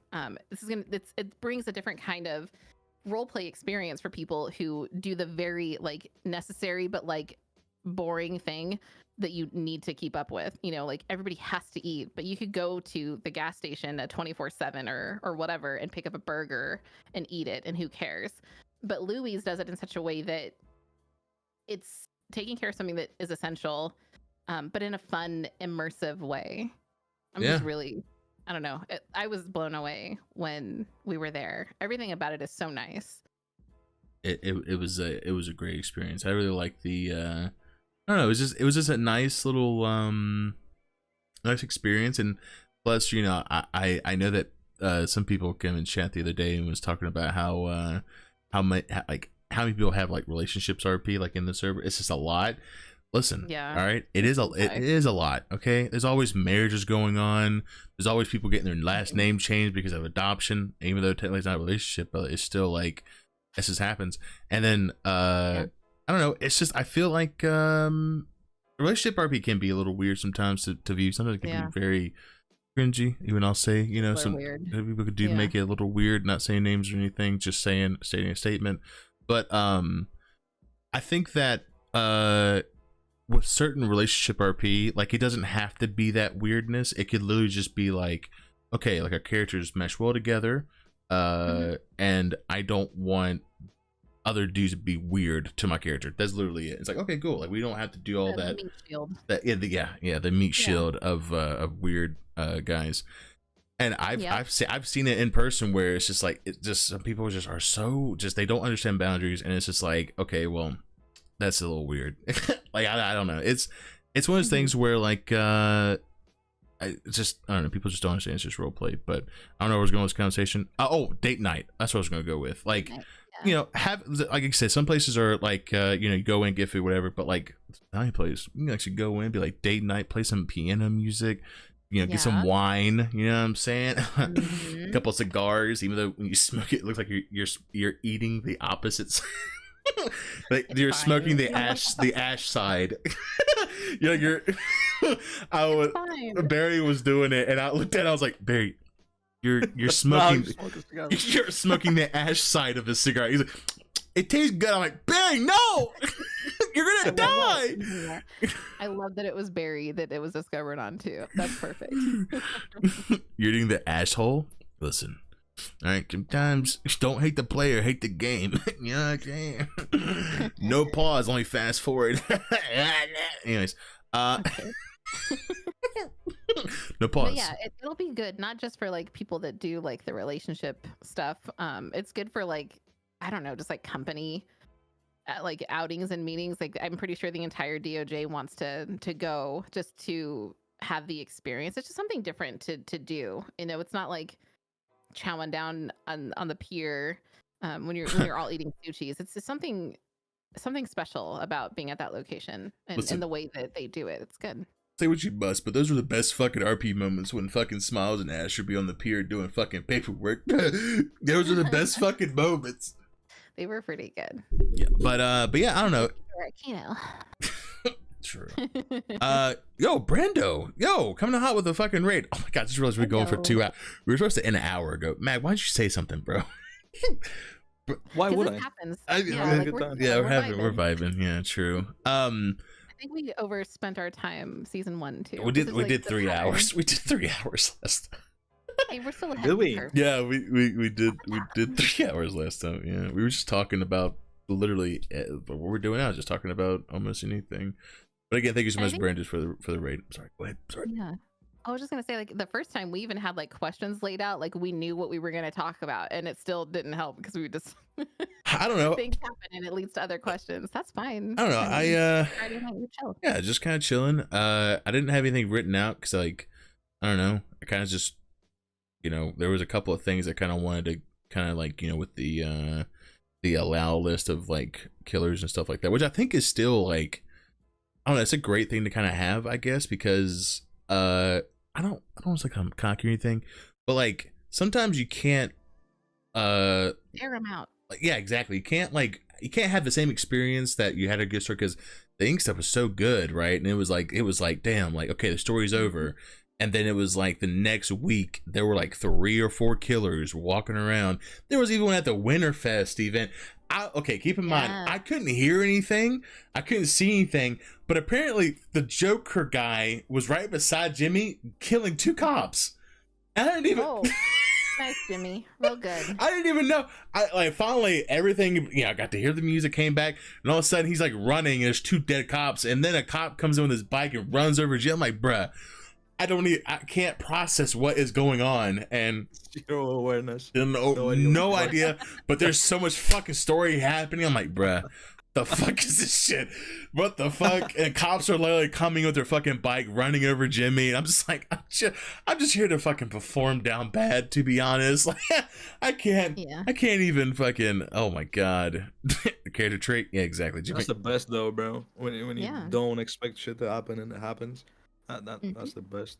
I can't even react to it because I have no idea what the fuck is going on. Like, I don't know. It was just a lot. Yeah, but you are actually reacting. You just you don't realize it. I feel like because it's your natural, normal, you know, like surprise reaction. Okay, Will. It's still a reaction. It's just, I guess, not what you planned. Yeah. True. So, Will, don't be a fucking bully. All right, I'll take your mod away. Dab. What up, dumbass? Said fucking nerds on his podcast. He's just mad because he don't have a cool character like y'all. You know what I'm saying? Was he on your podcast? Oh, he was on when it was first like really made, before the whole like the couch thing. He was he was on there with with Ray, but it was even worse. Like it didn't look good like it is now. You should bring both of them back for an episode right now. I want to, but they don't talk to me. They hate me. Ooh. They don't like me. They just force them. We're admins, bro. Oh, true. True. We'll just force them. True. Yeah, we'll just like hold their positions over their head. And, if anybody gives you a hard time, we'll just like tower game them into. You're on the podcast, by the way. You're on the podcast, Smile, by the way. Hey, yo, you want more cookies? Then you better. Me the DMs. I can write. Oh shit. Oh. I don't talk, by the way, sir. Fuck, Carter. Oh fuck. Damn. All right. Yo, shit. What the fuck is going on? We don't want Carter. We bring Troy on. Regulate Twitch chat activity. Oh, so okay. I know we kind of bring across this. So Mag, you used to stream pretty regularly, right? Will we get the Bishop streams again? Yeah, they're coming. Okay, I better because I miss them, bro. I just got my PC upgraded as well. So. Oh shit. Okay. What they're coming. What all did you get upgraded? Like your CPU or your GPU, shit like that? Mainly the GPU. Oh shit. Okay. That was the big hunk of it, and then a couple other things besides it. Sassy, you have to stream. You know that, right? Like you have a Gold XLR, okay? You have a legit streamer mic, okay? Like I suppose. You ever streamed before? Yeah, probably like 5 years ago. What? No RP. I don't think I've ever streamed any of my RP. Just like little things here and there back in the day. Probably the last thing I streamed was like Middle Earth Shadow of War. Maybe. I can't recall on the Twitch? last thing I streamed. Like forever ago. It wasn't, I don't know. It's just not something that I think about. I don't know. I'm not, I don't know. I'm much more comfortable just, VODs or vibing something? with my friends. No, I don't think so. Why? I was curious. Mag just I think imitated a sub for a streamer who doesn't stream. You got any VODs or something? Got any VODs? Got any content I can look at? I see this. Well, you literally don't stream as much as Mag. I don't want to hear it, bro. You literally listen. This man's right here. He literally he'll be in voice chat, be like, you know what, guys? I want to stream again. I'm like, oh yeah, stream. I guess great. Like you should stream more. And he goes, all right, and then just doesn't stream at all. Yeah, I don't know. I don't know. I'm much happier like vibing with the boys. You know, like. Just like friends, just chilling in a voice call. We're all playing like the same game or different games. We're just vibing, just hanging out. You know. You just leaked that you're on RP and you're in Field's chat. I didn't say RP at all. First of all, I've been playing Dying Light 2 lately. Okay, how was that? Is that better than the first one? I like it. Okay, I'm the only person that I've heard say this. I like it better than the first one. Everyone else of my friends who plays is like, I don't know. I think I like the first one better. I like it. I like the changes that they made in Dying Light 2. There, I said it. Like the change? Okay, all right. Yeah, I like it. I think that they're good, solid changes. It's fun. That's what I've been playing lately. People like my friends are playing like Hunt Showdown right now, and Hunt Showdown. And Division. They play. I don't know. They be utilizing the Echo Gaming Discord. Oh, that game. That game's been out for like, oh my god, it's been out since 2018. Hunt Showdown? Yeah, yes. They're playing it right now. Yeah, dude. Street plays that still to this day. Oh my god. Apparently he's good, I think. Is he good? Resies? I don't remember, but I've been playing a lot of Lost Ark lately though. I don't know what I'm doing. Playing that, bro. I don't know what I'm doing, but I just been demolishing everything. Lost Ark gang. I play it sometimes. I mean, I've been playing it for like 3 days straight. Got to level 16 now, but I mean, I heard the highest you can go is level 50. I doubt that I can put like that much time into it. Yikes. Well, I can't. Listen, all right? I got RP plans. Because RP plan. I got listen, I got plan out music for Jimmy, right? Got like 3 or 4 songs that I'm kind of like trying to write out or whatever. And then I got like Cree stuff I got still gonna do like photography stuff with him. And then it's like I do this story I got ideas for. I really hope it get through. Yeah. It's gonna be something different. And I really hope that it could like be presented that way. I don't know. But yeah. I don't know. Like, that's the thing that always gets me too. Is like, I'll start to play another game, but RP just pulls you back in. Yeah, you know? there's too much I want to do still. I like the I think the reason why that I like such left field characters is that I like the wow factor or the there's literally Shock factor, shock value. I made a character named Brick Windmill, and he had a love interest that was younger than him, and he wanted to be just like her, like be, you know, look young, but he still obviously is like the same like old man, like inside still same, outside just got skin, you know, makeover done or whatever, but it's still healing. And I had him just walk around and say nothing because obviously like he's still just trying to like get through. And these 3 freaking dudes and Weasel kept following him. And when I say kept following, that's an understatement. I walked all the way around Legion about 5 times, and every time I look back, there was their van inching every fucking step that my guy took. Really? Yeah. And then he went to the gun store, got a knife, and scared them off. They hauled ass, right? But then it came back around, and they were just like, we're sorry, you know, we're just trying to understand like why you're not talking. I don't know, they were really just really invested. I don't know, it was a lot. And then he ended up throwing one of the guys off the top of the building. Yeah, as you do, casually. Yeah, just and then they called the cops, and then about literally 5 cop cars showed up. And it sounds reasonable. I mean, it was justified. I think so. You know, they kept following me. I wanted to just walk and like catch a couple people, but then they just would not leave. I was like, you know what? Fuck it. I'm not going to stab them, even though I did have a machete that they gave me in trade for a knife. But I don't know. It was interesting RP. And then somehow the lawyer who came down, the public defender, he started off with 120 some months, and he got my character to walk out of there with only an $800 fine and to walk out. It was very pog. I don't know what he said. You guys roleplay. You do RP. Chill. I know, it was fucking nerd. Damn, if you ever will do a quest that him and Daru used to do. What? A quest? Oh, I forgot. Oh, the about quests those. used to be fun. Yeah, Kramer and cow. them. The cow. You get like the big like cargo army van, what is like truck thing. Yeah, we You just like, go used to pick dress people up up. like stupid bards from the 15th century and just take people on random quests, get them high on LSD. Cops, by the way. So that's what I'm saying. Shit like that, I can no longer do on Bishop. I literally, like, it would be too stupid, you know, to make sense for his, you know, character and The what he is serious right now. nature. Yeah. Yeah. We get to make a You have whole. to I used to like a pimp burner out cops for character. dates with people right after militia because we were broke. So like a date with Gil would take you like 50 grand. Anderson, I took him on at least like 6 dates at the bean machine right when it opened. Like just getting 5,000-10,000 from people just to go on a date with a cop. Like there's a lot of Yeah. shit that, you know, I don't know. We'd get sued for it now. Oh yeah, 100%. You get sued for just breathing now, though. So like, I Yeah, like dude. that though. I I that like it. shit. I Let like him it. try, bro. I like it and don't like it. I think that there's like always been this really high standard that people try to hold cops to. And sometimes it makes sense, and sometimes I'm like, bruh, it's RP, relax. Like, let them have, you know, their moment.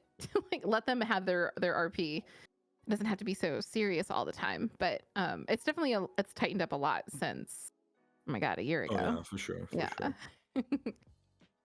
wait. So okay. So I guess what's the most ridiculous like amount of like someone trying to sue PD just for like reasoning wise? You know. Also, like amount for I guess money for them trying to get, you know. I think you Well, should know the answer to that question. Yeah. Recently we had someone trying to sue for like 300,000, which is a lot of money these days. It's hard to like Shooting car with his hands up. I do remember that. Sorry. Yeah. I mean that guy probably. It depends. Sometimes it'll be something. I don't know how I want to talk about this because it's kind of like oftentimes I feel like people try to get the most out of a situation that they shouldn't. I feel like people still struggle to not utilize the OJRP in a way that isn't power gaming. Like I feel like most of the time people have an understanding that like lawyers are not there to like power game you out of charges, but sometimes they still do. And I think that for a while there, people were pressing charges against PD, like not pressing charges, sorry, like filing lawsuits against PD trying to get like an easy payout for something that was like maybe something was done wrong on the cop's end, but that doesn't mean that you deserve like $700,000. Like, who are you? You know, I think it's rough. DOJRP has a place in the server, but it's hard to utilize correctly in a way that makes sense. Like sometimes things have to be addressed out of character. Like, this doesn't make sense. We can't do this. Sometimes like real life applies too much. Like someone can look at a case where someone sued like the Los Angeles County Police Department or something like that, right? For like $7.2 million. There is no circumstance that makes sense within our role play in our server where there could be anything that would happen to your character where I think that your character deserves $7 million from PD. Like, sorry, there's not. $7 million though. Like, yeah, for, you know, like a violation of a constitutional right. Like, okay, first of all, I don't really care about constitutional rights in role play. I feel like there's like a place where US Supreme Court rulings matter when it comes to basic standards of role play and like law, because we have laws, you know what I mean? mm-hmm. But it's like, I don't know, you can't expect too much from people who aren't actually cops, and I can't hold them to actual standards at the same, you know what do you get what I'm trying to get at? Like, I'm not a real judge or lawyer, but I have a judge and a lawyer, so it's hard for me to hold every cop accountable for every interaction they have, and that's part of the role play. Like, we have cops who are pimps, you know, they like have that mentality. We have, I don't know, cops that are idiots and cops that are robots and cops that are I don't know, like there has to be a happy medium, like a good balance between harsh cops and fun cops that provide like good RP. And we have to also have criminals who aren't malding and criminals who are having a good time, and not people just trying to like circumvent getting out of trouble for their RP actions via the DOJ, which does happen sometimes, not a lot, but sometimes, you know, it's not what they're for. Don't call a lawyer because you're not trying to like do prison RP when you damn well know that you just like robbed a bank and you're being an asshole. Yeah, but I don't want to go to prison. I don't want to.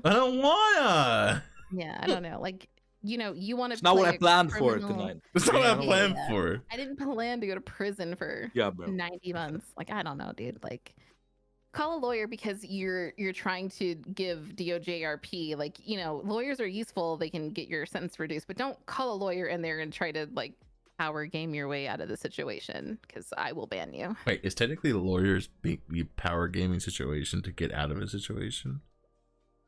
They shouldn't be.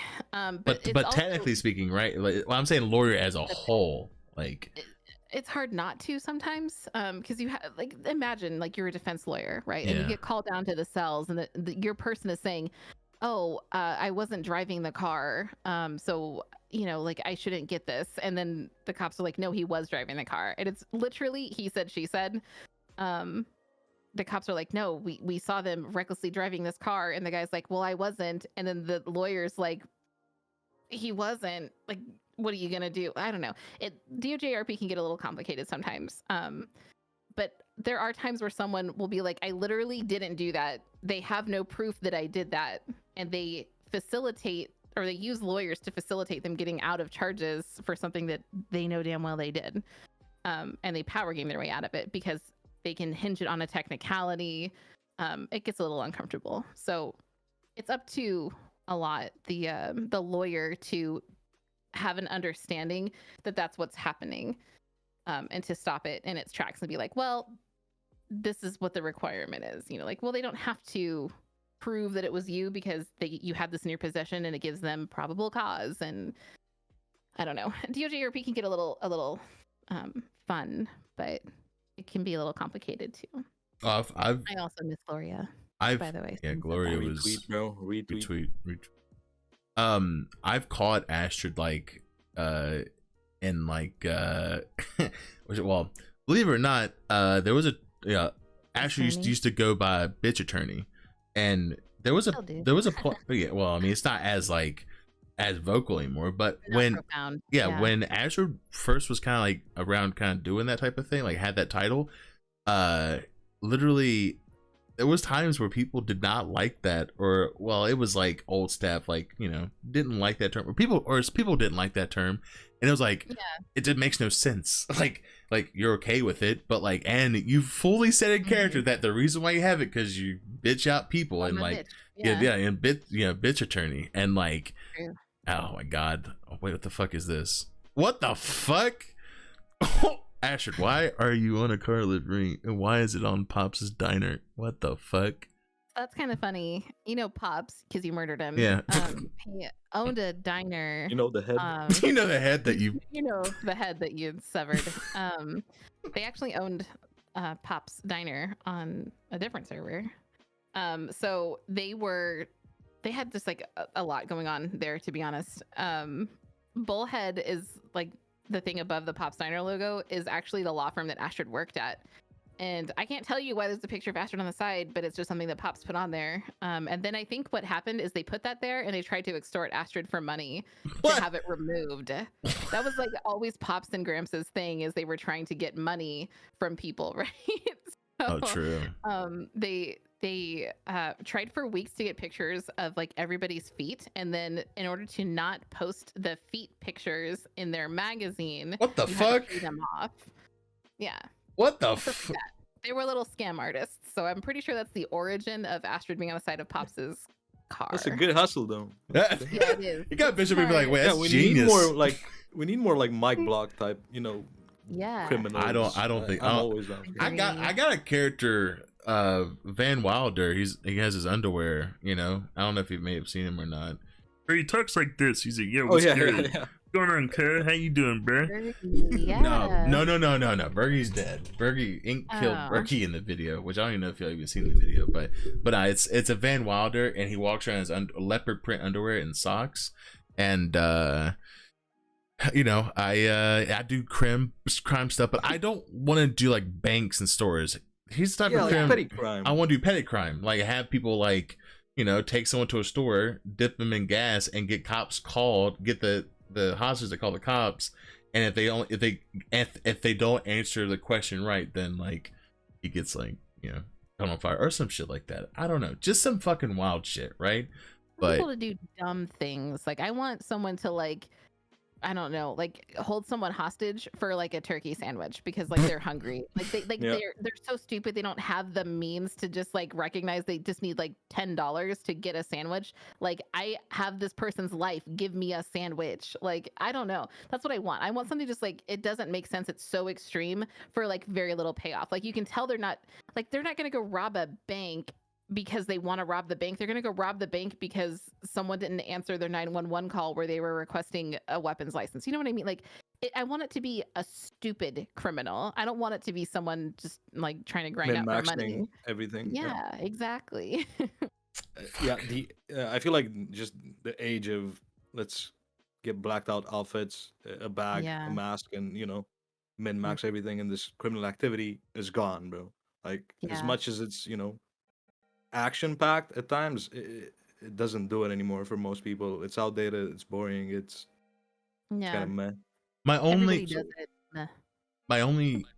like hesitant about that, right, is like it sounds fun, right?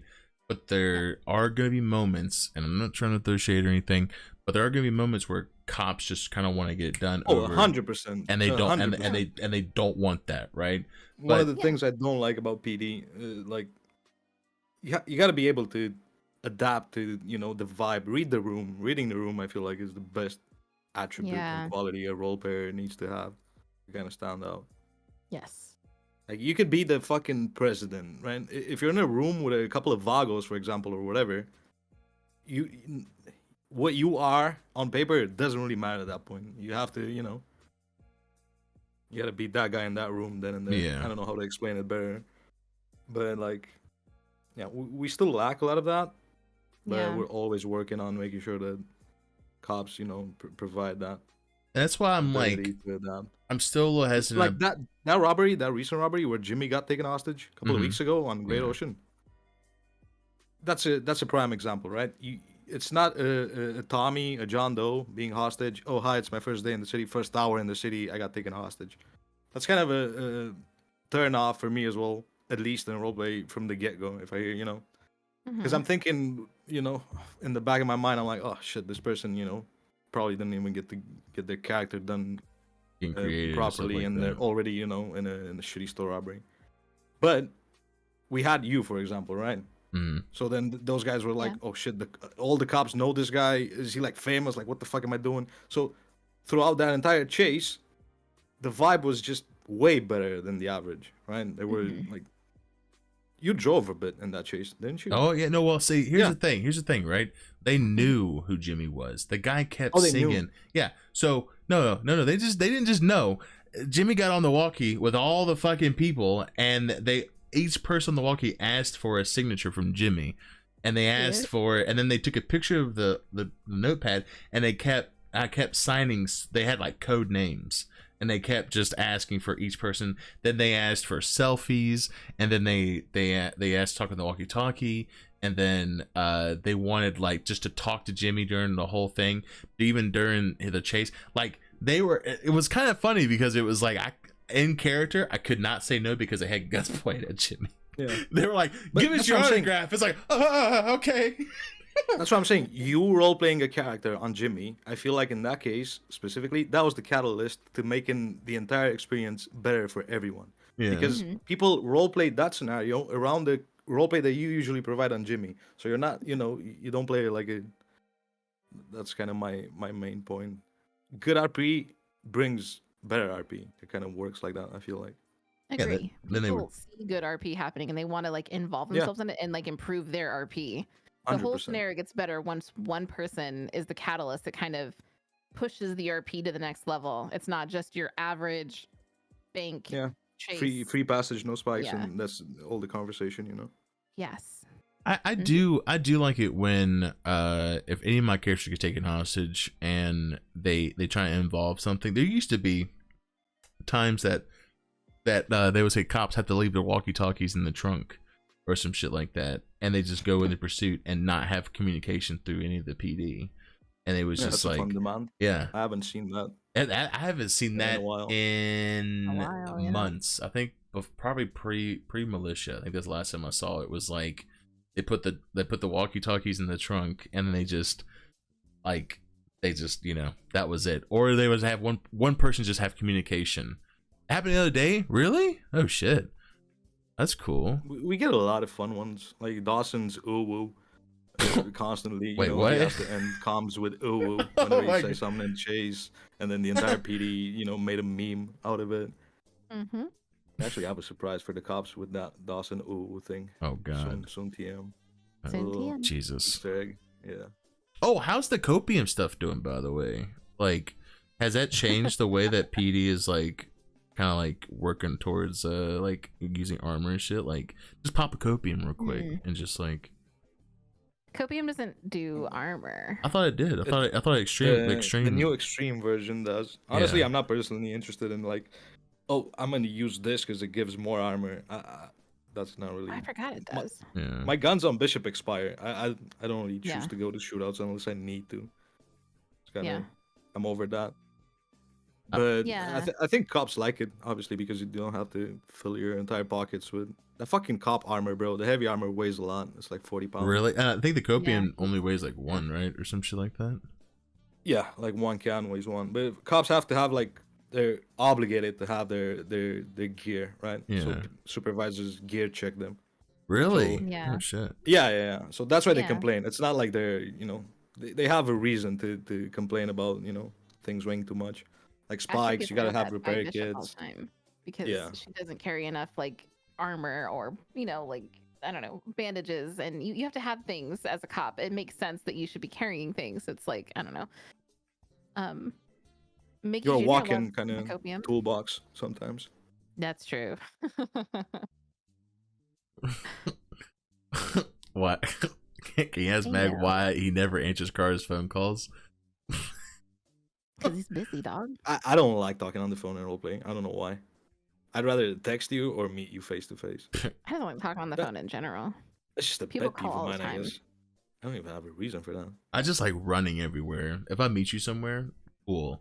Like, I don't know. That's why I can't stay in one place sometimes. Sometimes I have to just like, that's why I have a bicycle. Just run everywhere. Just minutes. Oh, dude, there should be a thing where like you have to buy minutes.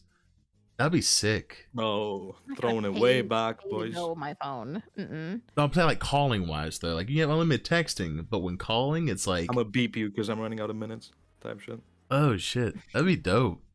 Well, time put that in suggestions. You For, like, can't have that minutes? on the iPhone. You gotta have that on your fucking. I don't know. You get a flip phone with like minutes. I don't know. It's weird to think about. Like I only have 6 minutes left on my iPhone. You know, it's a weird thing to think about. Well, But sure, maybe. we can't say anything about the 90s will because we're literally trying to get this little iPod Nanos. Okay, who has an iPod Nano? Nobody. We're bringing it back like 2000s at least. Boost mobile chip. Oh my god.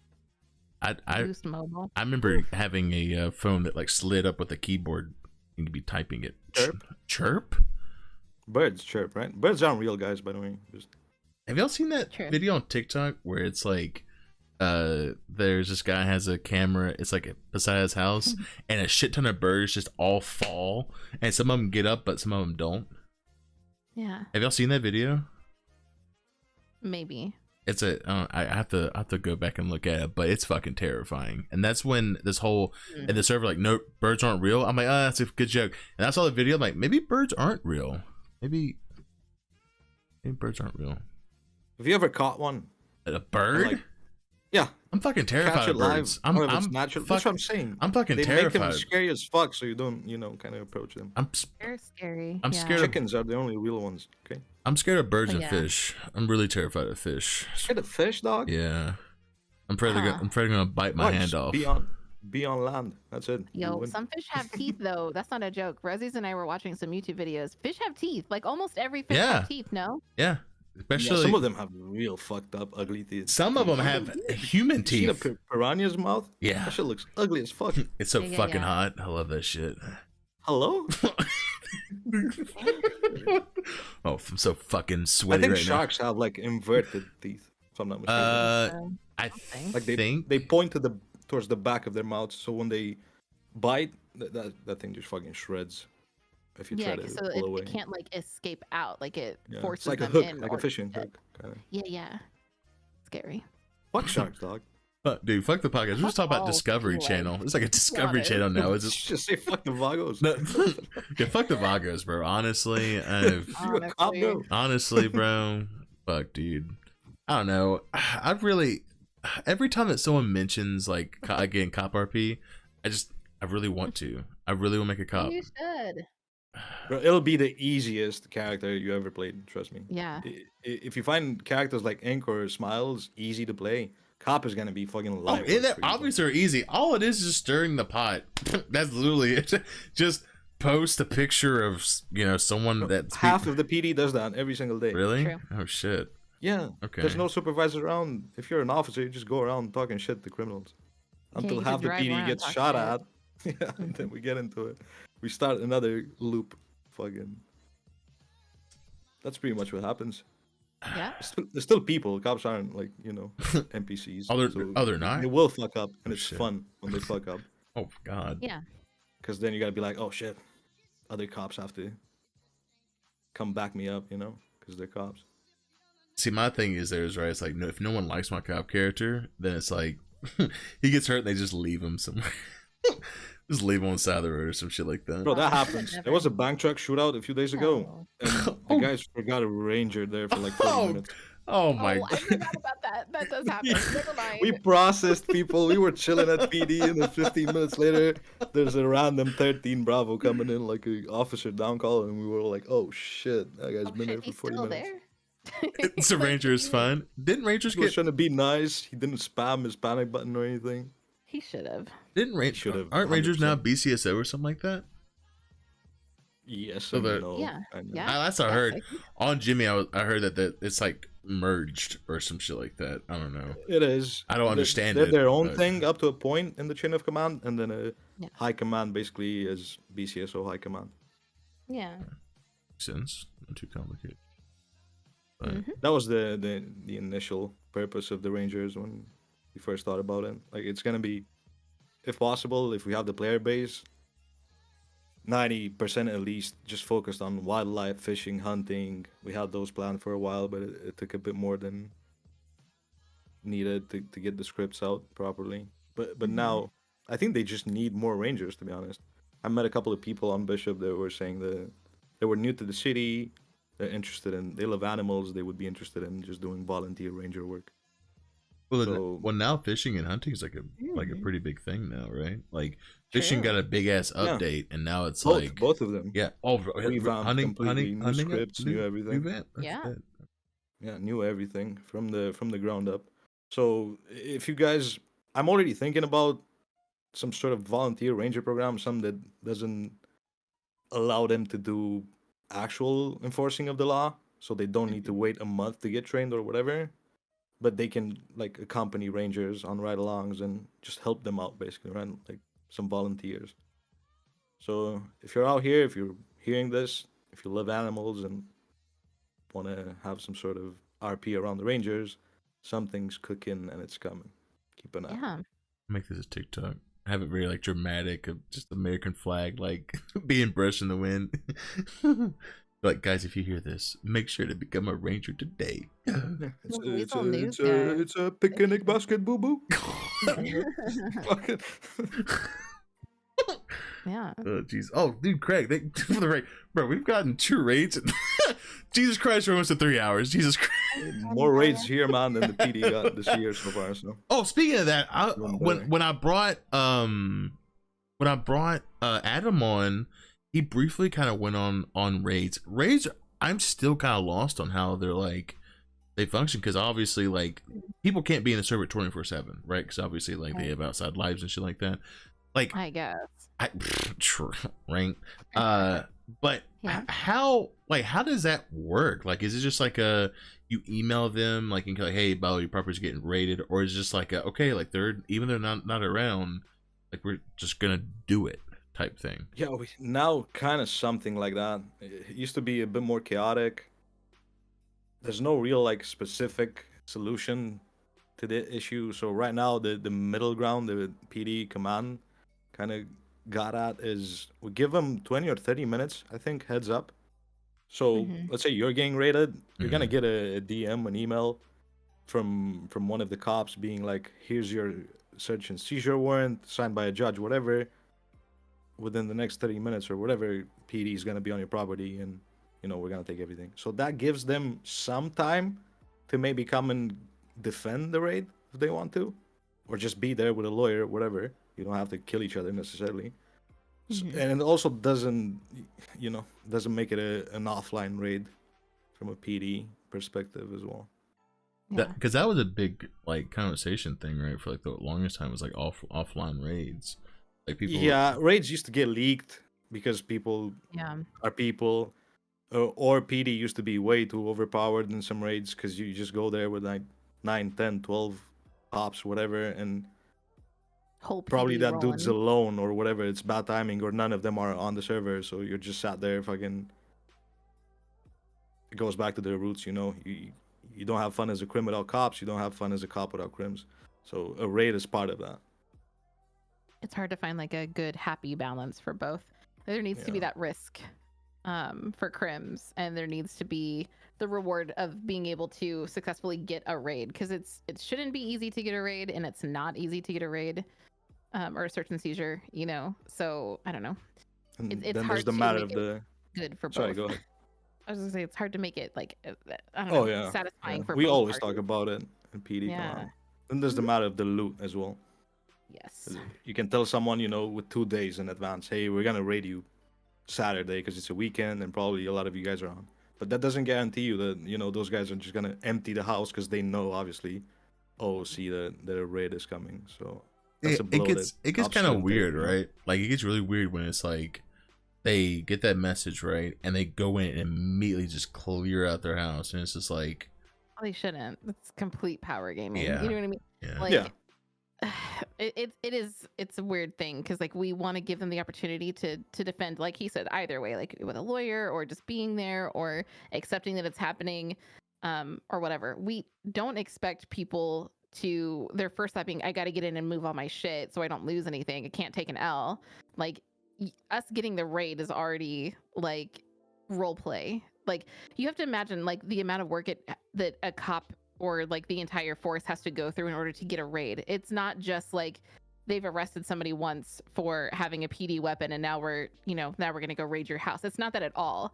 I've seen subpoenas and search and seizure warrant requests that have been like 35 pages long of evidence that have been collected on gangs and affiliates of gangs and like real investigative work that people have contributed to and just hours and hours of work being poured into trying to get like approval for this raid, so that like that's a good payoff for them. Like look at all the work that they've done and then they get to raid you. Like that's already a huge achievement on their end. If there's nothing in there, and that's just the way that the role play goes. But like I don't know, to try to circumvent the punishment of losing things when it was fair, Yeah. when all that work has to go in for a cop to be able to even go into that house, for you to just go in and remove it, it's just dog shit. That's horrible to do to somebody. So raids going off is huge because it takes a lot of evidence, takes a lot of work and a lot of man hours that someone is investing somewhere. CID and SRT and internal affairs even gets involved sometimes. It's just like there's so many layers to getting to a raid that by the time you get to a raid, it needs to go off well for both sides.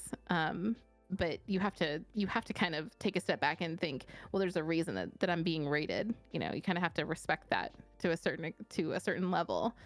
I think that gets overlooked a lot. I think people think that we will just raid somebody because we can. I've seen search and seizure warrants get declined. I've personally declined search and seizure warrants that didn't have enough information. So I don't know. You got to go with the role play a little bit. Yeah, that's crazy. Because they're still quite rare. Like 1 a month, I think, is the ratio. Not even. Really? Is that just because the criminals are like keeping things that down low, or is it just a matter of like them getting caught or anything? Multiple. Yeah, I think it's a combination, a mix of a lot of things. Yeah. Sometimes cops are lazy or just overlook things. They could get an easy raid going. Sometimes it just takes time to gather enough evidence to feel comfortable to push it to a judge for review. Yeah, sometimes it's like months worth of having to do investigative work.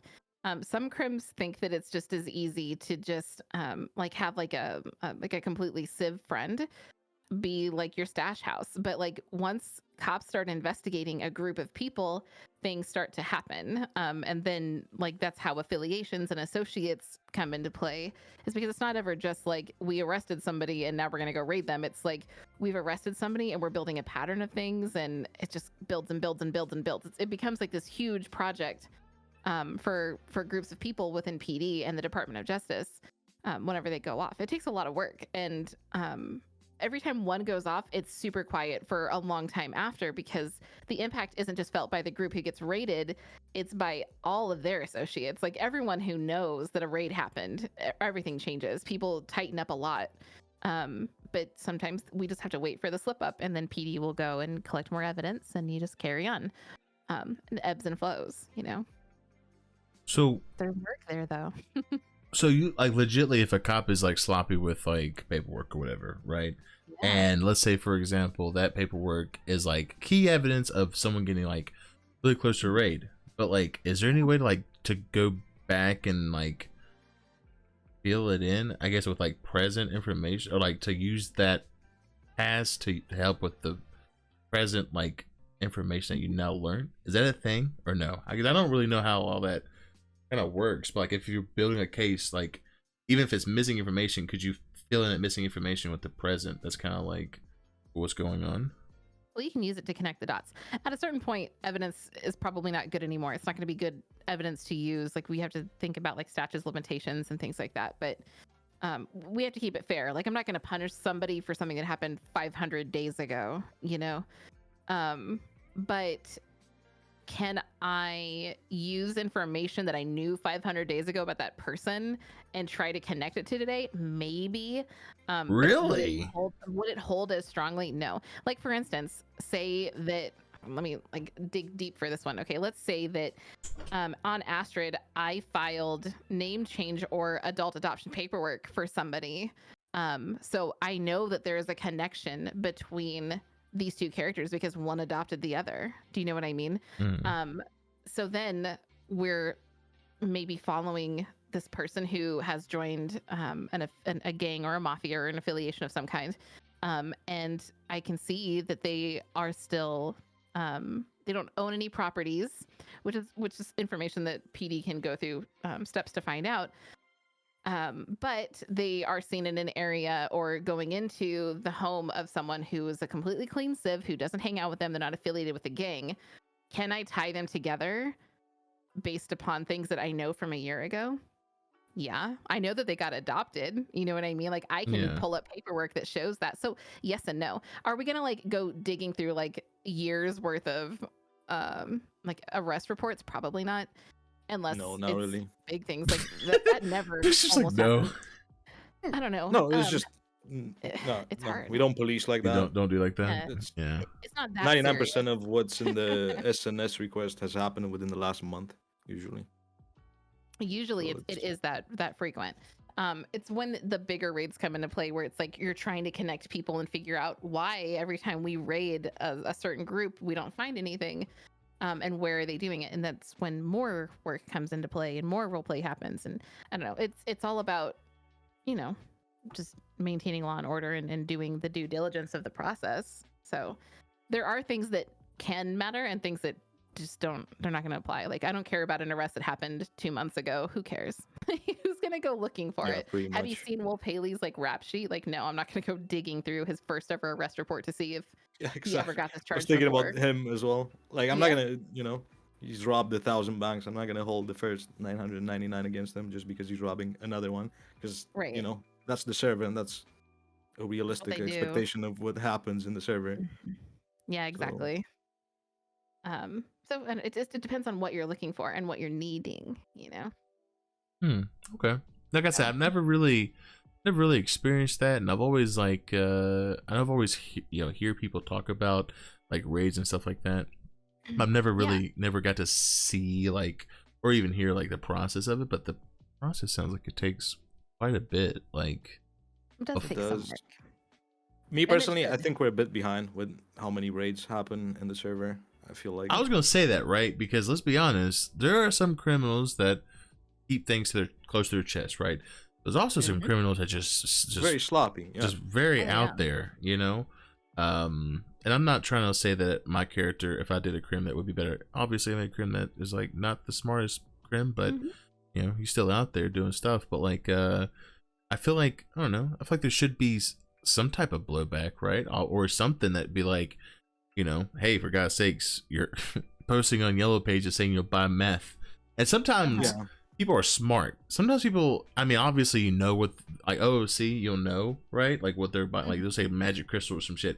They'll make legit fucking ads being like, do you have like, oh yeah, for sure, like dirty laundry? But so when that happens, do cops like absolutely just like, oh, we obviously know what that is, or is it just like they investigate? They're supposed to, there's investigations behind any and all such possible raids. Yeah, it's happened because the thing is that crims don't really think about is they don't expect cops to want to investigate that. They're just going to be like, I don't know. I feel like a lot of times crims will put like buying Pokemon cards. Like cops don't know what that is. Like cops haven't been the person to call, or cops aren't potentially the ones putting up those ads. Do you know what I mean? Like, I don't know. People don't think about the fact that it's not like a meta thing. It's not like cops know what that is because of their crim characters or whatever, or because OOC they can figure that out. It's because they're doing the work to figure out what that is and what that means. You remember, it's probably like the 1,000th similar, you know, yellow page ad that they've seen every day. So, yeah. Well, I mean, there was one there's time. a whole lot less of that though nowadays. I was thinking about it earlier actually. You'll see Twitter and yellow pages used to be slumped with. You'll see a little bit, but it's not like I said, it's not as much as it used to be. It used to be fucking horrible. Like, I'm happy about that. Yeah, they're getting a little bit smarter. Like they're trying to get caught less, you know, or they're caring more about being caught. So that's a good thing. It makes things more interesting for us. Well, I think I think that to a certain extent, obviously, like, you know, Cream RP, I feel like, you know, the people who may not, that doesn't do it quite often, like how I don't do it, like, but obviously there's more to it than just obviously robbing a bank and like doing all these jobs and stuff. Like, you can still be a crim and, like we've said before, like do petty crime to where it's like, you know, do something that people don't normally do, I guess you could say, you know, in a way for it just to still be crime. But I've also noticed a change in some crims, like they're trying to get their record expunged just to do civ stuff. Yeah. And I don't know if y'all have noticed that also, like have it to like expungements there's a are bunch pretty of high. Yeah. Really, like, oh shit, okay. Just by checking random people's profiles in the MDT, because you have to look them up on the traffic stop or whatever. Yeah. I see a lot of people with expungement notes on their profiles. Does that? And I just see them for DOJ stuff, but there's a lot of expungements that go through. Yeah.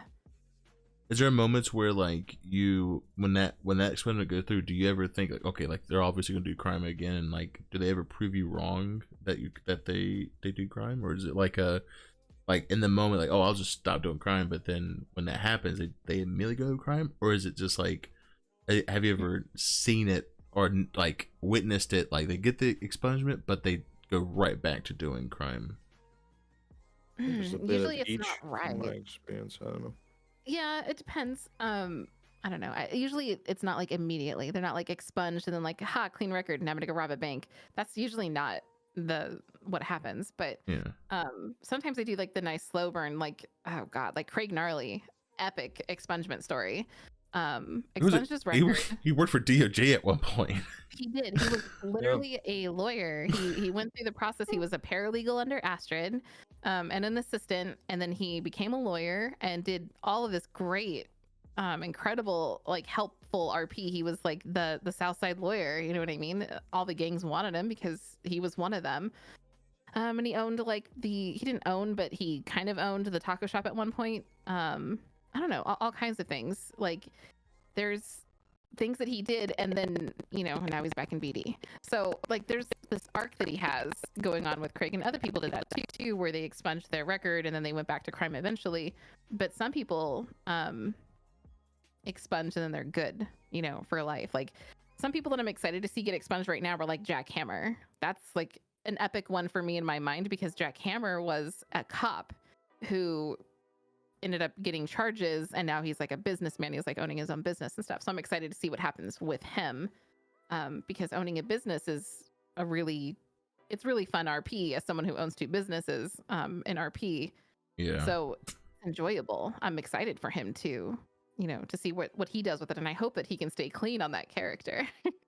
I've always he's a dope role player. I feel like Hammer's underrated sometimes. He actually does bring a lot of RP. I think the thing that I'm always kind of like, I even asked him in character, was like surprised that he didn't get any type of like in trouble with DOJ or anything. That he sold cars at the PDM building, but like there was no like, he didn't get no alert about any paperwork or anything like. So I'm like, but technically it is true. He did do some like break the law, because like need like a sales permit, right, to like sell any type of anything, right? Well, yeah, I'm sure he's broken laws for sure. But it's just a matter of like catching it, or well, I mean, he was advertising it like nonstop though, right? I mean, it's like a matter of like the right people knowing about it, right? Like it's a lot of that's not my problem, that's somebody else's problem. Yeah. You know, so like it's not necessarily that a judge would go out of their way to insert themselves into that mess. That would be like a business committee thing. But then someone's got to take it to the business committee for them to really care, or to make somebody aware of the fact that it's happening. Is this wrong? Making the right people aware of it, and then what steps do we take to take care of it? I don't know. It depends. It's interesting. it was definitely a crazy turn though, because like, I mean, back in the OG days, there was a used car lot that was in Southside. That was right where the Mega Mall is. It was like right there, and it was just like they always put like used cars there. They had all these plans, but then it's kind of stopped. Was it Mosley's? think it was at Mosley's. I don't think it was so, at the yeah. Mega Mall. I think they did it at Mosley's. Well, it was Across the street. Yeah, it was across the street. I was saying it was in front of the Mega Mall where they did it. Yeah, Hammer without any like special requests or OC requests or whatever. Yeah. He hopped on that RP train and he put in all the time, work, and effort into PDM. He did put a lot of work in that place. So he bugged the shit out of Cree to if he had any cars that he wanted to sell them. I was like, I'm good. You know, that was his character's hustle, though. Yeah, he kind of really stuck to it. There was one point where he had so many fucking cars, though. It was so many. But like he also flipped them like no problem. Like he was just like he was very active, very like he's very sociable, easy to talk to as well. So I feel like that helps his roleplay a lot. People feel talk to him easily.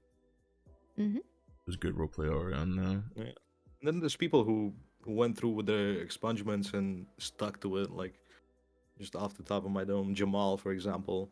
Yeah. Riker Blanks as well. Mm-hmm. Yeah. Riker was a crazy story though. He really but they stuck through. They stuck with it. Yeah. For someone like Jamal, I doubt that shit was easy, especially back then with what kind of gang activity was on the server. Like it was very easy to do that instead of hanging out outside PD for a couple of months, day in day out, forcing yourself to not let your character go down the easy path again. Right. It was really good for him. And look at him now, Captain Rich, of the LSPD. That's huge for that character. It's not just the title, he eats that shit. Like he does everything, like he's IA, he's responsible, he's someone that PD can rely on. He's been a huge benefit to PD in general. Just all of PDRP has been improved. So I don't know. I'm happy that he stuck with it. Me too, trust me. Especially Bishop. Yeah. From a Bishop perspective. Yeah. I feel like it was way easier for him because his gang kept getting in trouble. I think it motivated him to push for the new story for Jamal.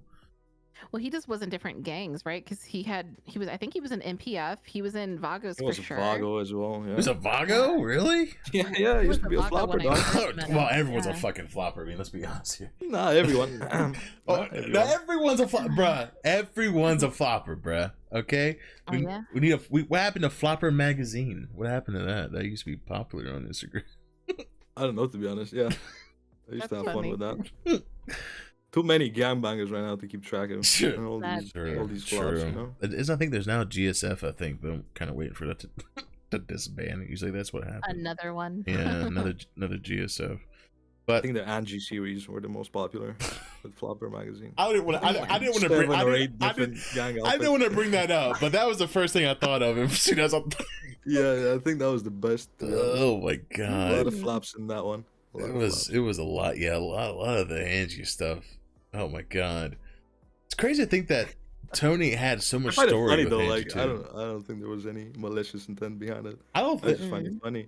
It's just I thought it was funny. Well, like you did that happened, bro. You were fucking 8 different gang. You repped 8 different gang sets within like a year, so it was a lot though. It was hilarious. Queen Flopper. Queen Flopper got the crown, like Infinity Stones. Got them all. That's what I'm saying, man. Yeah. Every color. I'm surprised there hasn't been like a clothes items like an Infinity Gauntlet and it has like all fucking stones, like as if like all gangs or some shit on it. That'd be funny. Just like a bandana with every insignia on it. If you gotta get sprayed down by 9 different gangs at the same time on top of Mega Mall, yeah, go ahead. Fuck Jim. That'll be my one lifer. Just have like each part. Well, Carter did that at one point.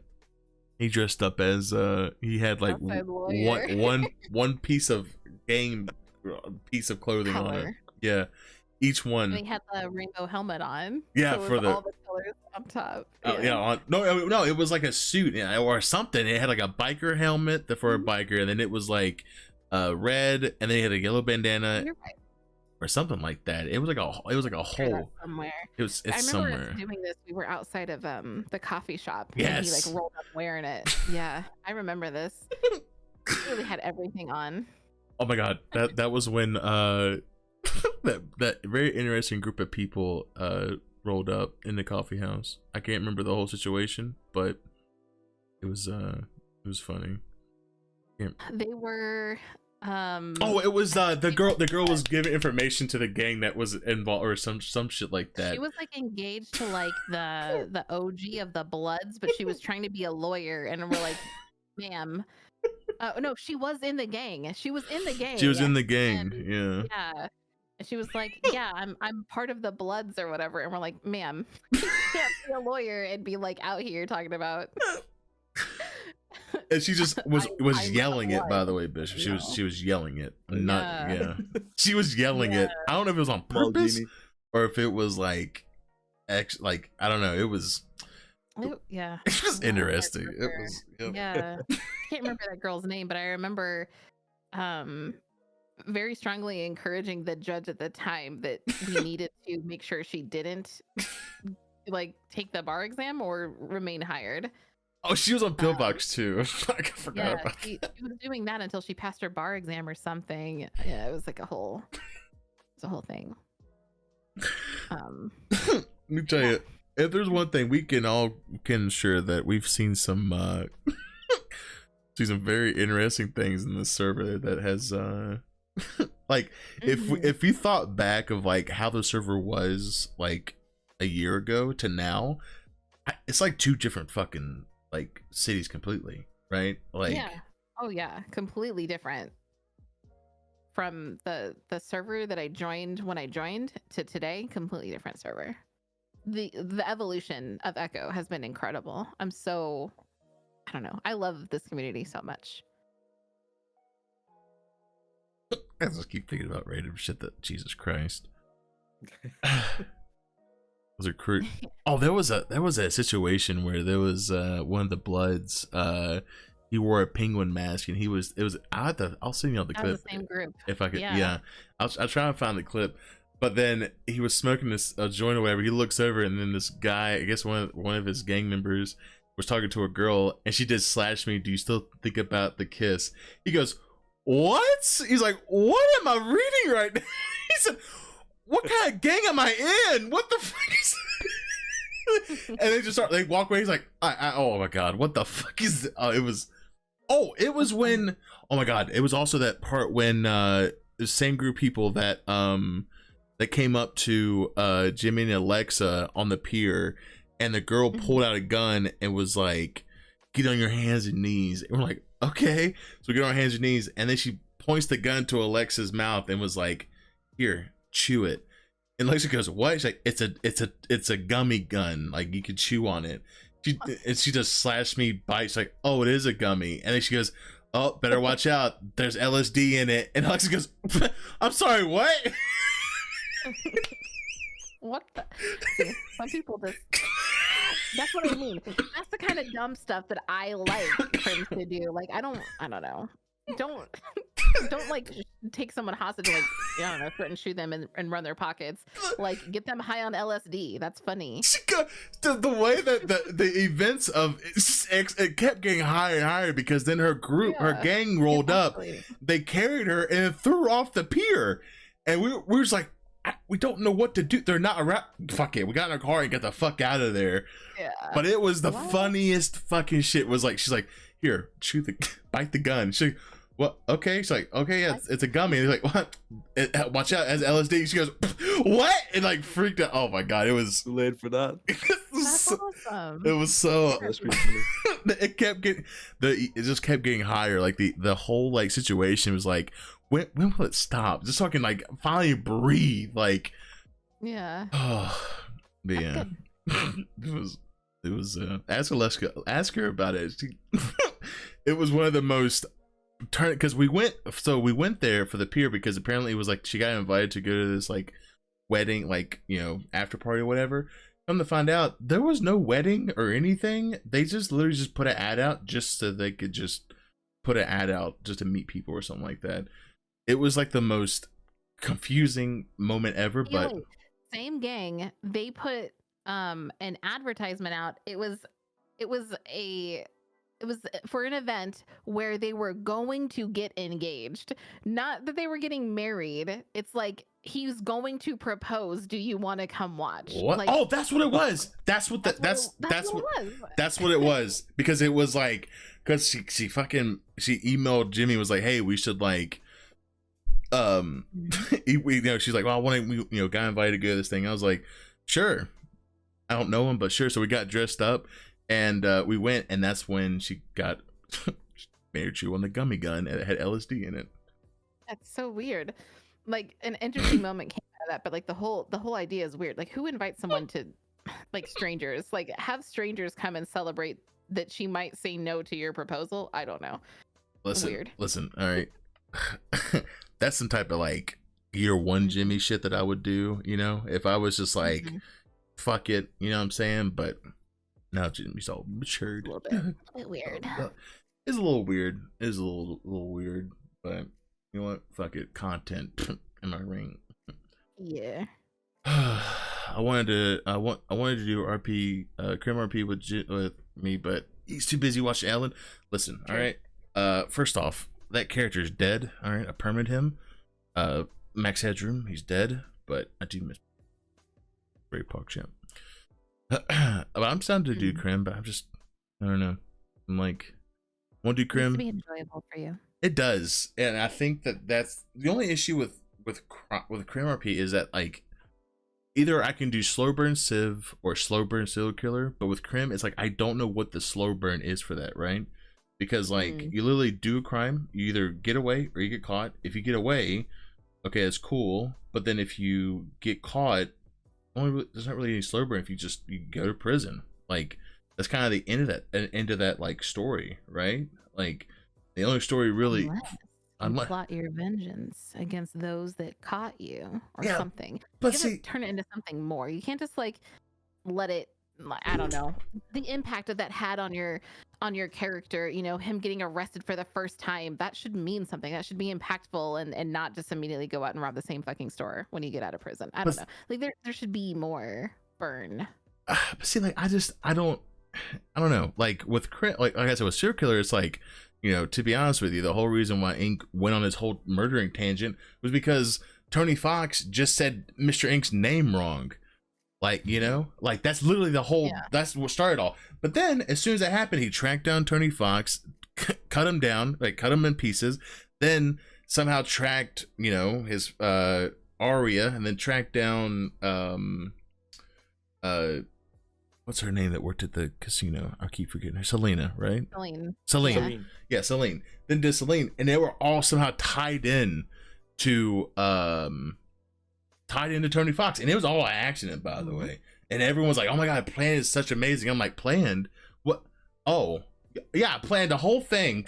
whole thing, didn't do an accident." And then I had Ink post a picture, and I thought it was a wolf. Couldn't find out it was a fox. So somehow tied in again to Tony Fox.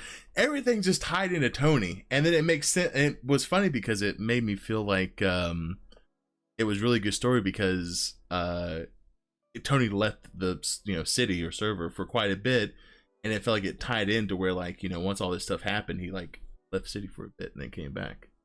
So like I don't know. It was like on an outside perspective, it was like. Even on his side, like he may not intended that to happen, but it's still, still good. Yeah. Oh shit! Well, thank you for gifting a sub to the Bake Show, Thank aka you. Uni. Honestly, so surprised and happy when I started watching Uni. Most of the times I ran into that ped, they've been shitlords. Shitlords. Oh my god! What the fuck? True. People like hop on that ped and they just like do dumb shit, but not this character. This guy has brought so much RP to so many people. He's so enjoyable. Everybody talks up about him. We've been doing like hiring for the casino, and one of the requirements that my neurotic casino owner has is that she wants them to be clean, no felonies. By the way, Rezzy's happy birthday. It is officially midnight. Oh, Jesus Christ! Jesus Christ, dude. Happy birthday. Anyway, so but everyone's been talking him up. Like this character, like you need to hire this guy. He's super civ. You need to hire him. Like, okay, all right. So, I'm gonna be honest with you. I think his character would be really good with the whole on the other side of the casino, like like dealing with drugs and everything like that. You know what I'm saying? Like, I know that probably wasn't a part of the casino, maybe, or whatever. But I think that with his character, it would be like, I don't know. I think that part of the casino, just of that part, I think could bring in so much more RP. And I know that right now there's a lot of talks of like how crims want like newer drugs, right? But I think that could be a way for more RP, I think, as a general, you know, to kind of have that like hush hush, like certain words, you know, or like, you know, certain people can have that knowledge or something. A2 gifted subs, Jesus. Hey yo, subs. Hey, yo, That's insane, bro. sugar daddy. Oh my god. Okay, I think I'm gonna wind it up here. Okay, we're at 3 fucking hours. All right, it's a lot of content. Got to chill here. Got to talk about a lot of good stuff. Got another dealers. Get to help me out. Oh, Jesus Christ. But thank you again, y'all, for coming on the show or the podcast. I don't know what it's called, to be honest. It's just I bring people on and we talk. You know what I'm saying? And we just chill. Yeah. We vibe out. We did a 3-hour fucking show. Hell yeah. This is gonna be on YouTube, by the way. So if you want to rewatch it, all of the VODs of every past thing is on YouTube now. I'm starting to get a little better at like Legacy K. Hey yo. What the fuck, dog? It's Ill Will K. Okay, that's a little personal, bruh. Okay. Whoa. Hostile guys. Fuck it. Oh well. But thank you again, y'all, for coming on. I hope y'all enjoyed y'all stay. Thank you for having us back. No Always, problem. homie. Appreciate you doing all this, getting the community together. I just, you know, people always, you know, they always RP situations. And I know that sometimes people just like to, you know, express how they feel about certain situations. I like to talk and also like to hear what other people say. And I hope I can do this more. I will say, we're going to take a week break of Behind the Roleplay just because Panda has been doing so much work with drawings for the podcast and also other drawings too. So we're going to take a break for a week, just so I can kind of like also do scheduling so I can be more professional and like not wing it. But true. He do be Tyler Creator looking at. Anyways, yeah, you're a fan. We're all a fan. All right. But yeah, so thank you again for all coming. Before I end, I am gonna play one song though. Oh my god. And before we, You don't have to. You really. You know what? I really like. Oh my god. I'm doing the wrong What is it beat. called? Whoops. Hang on. There we go. I was Ayo. playing. There we go. All right, chat. Appreciate y'all stopping by. Thank you again so much for all the gifted subs. And this might be my sub alert sound. Honestly, I might. I could do that. Yeah, this might be my sub alert sound. So. I don't think you want to do that. Hot. Y'all not hear it? Like that? No. Oh yeah, no, they can hear it. It's okay. It's do it, Astrid. 17-page DMC strike incoming. Oh yeah, that is pretty hot. Oh yeah, it is pretty hot. Oh damn. It's a good song. All right, so we're gonna see who can raid. Let's see here.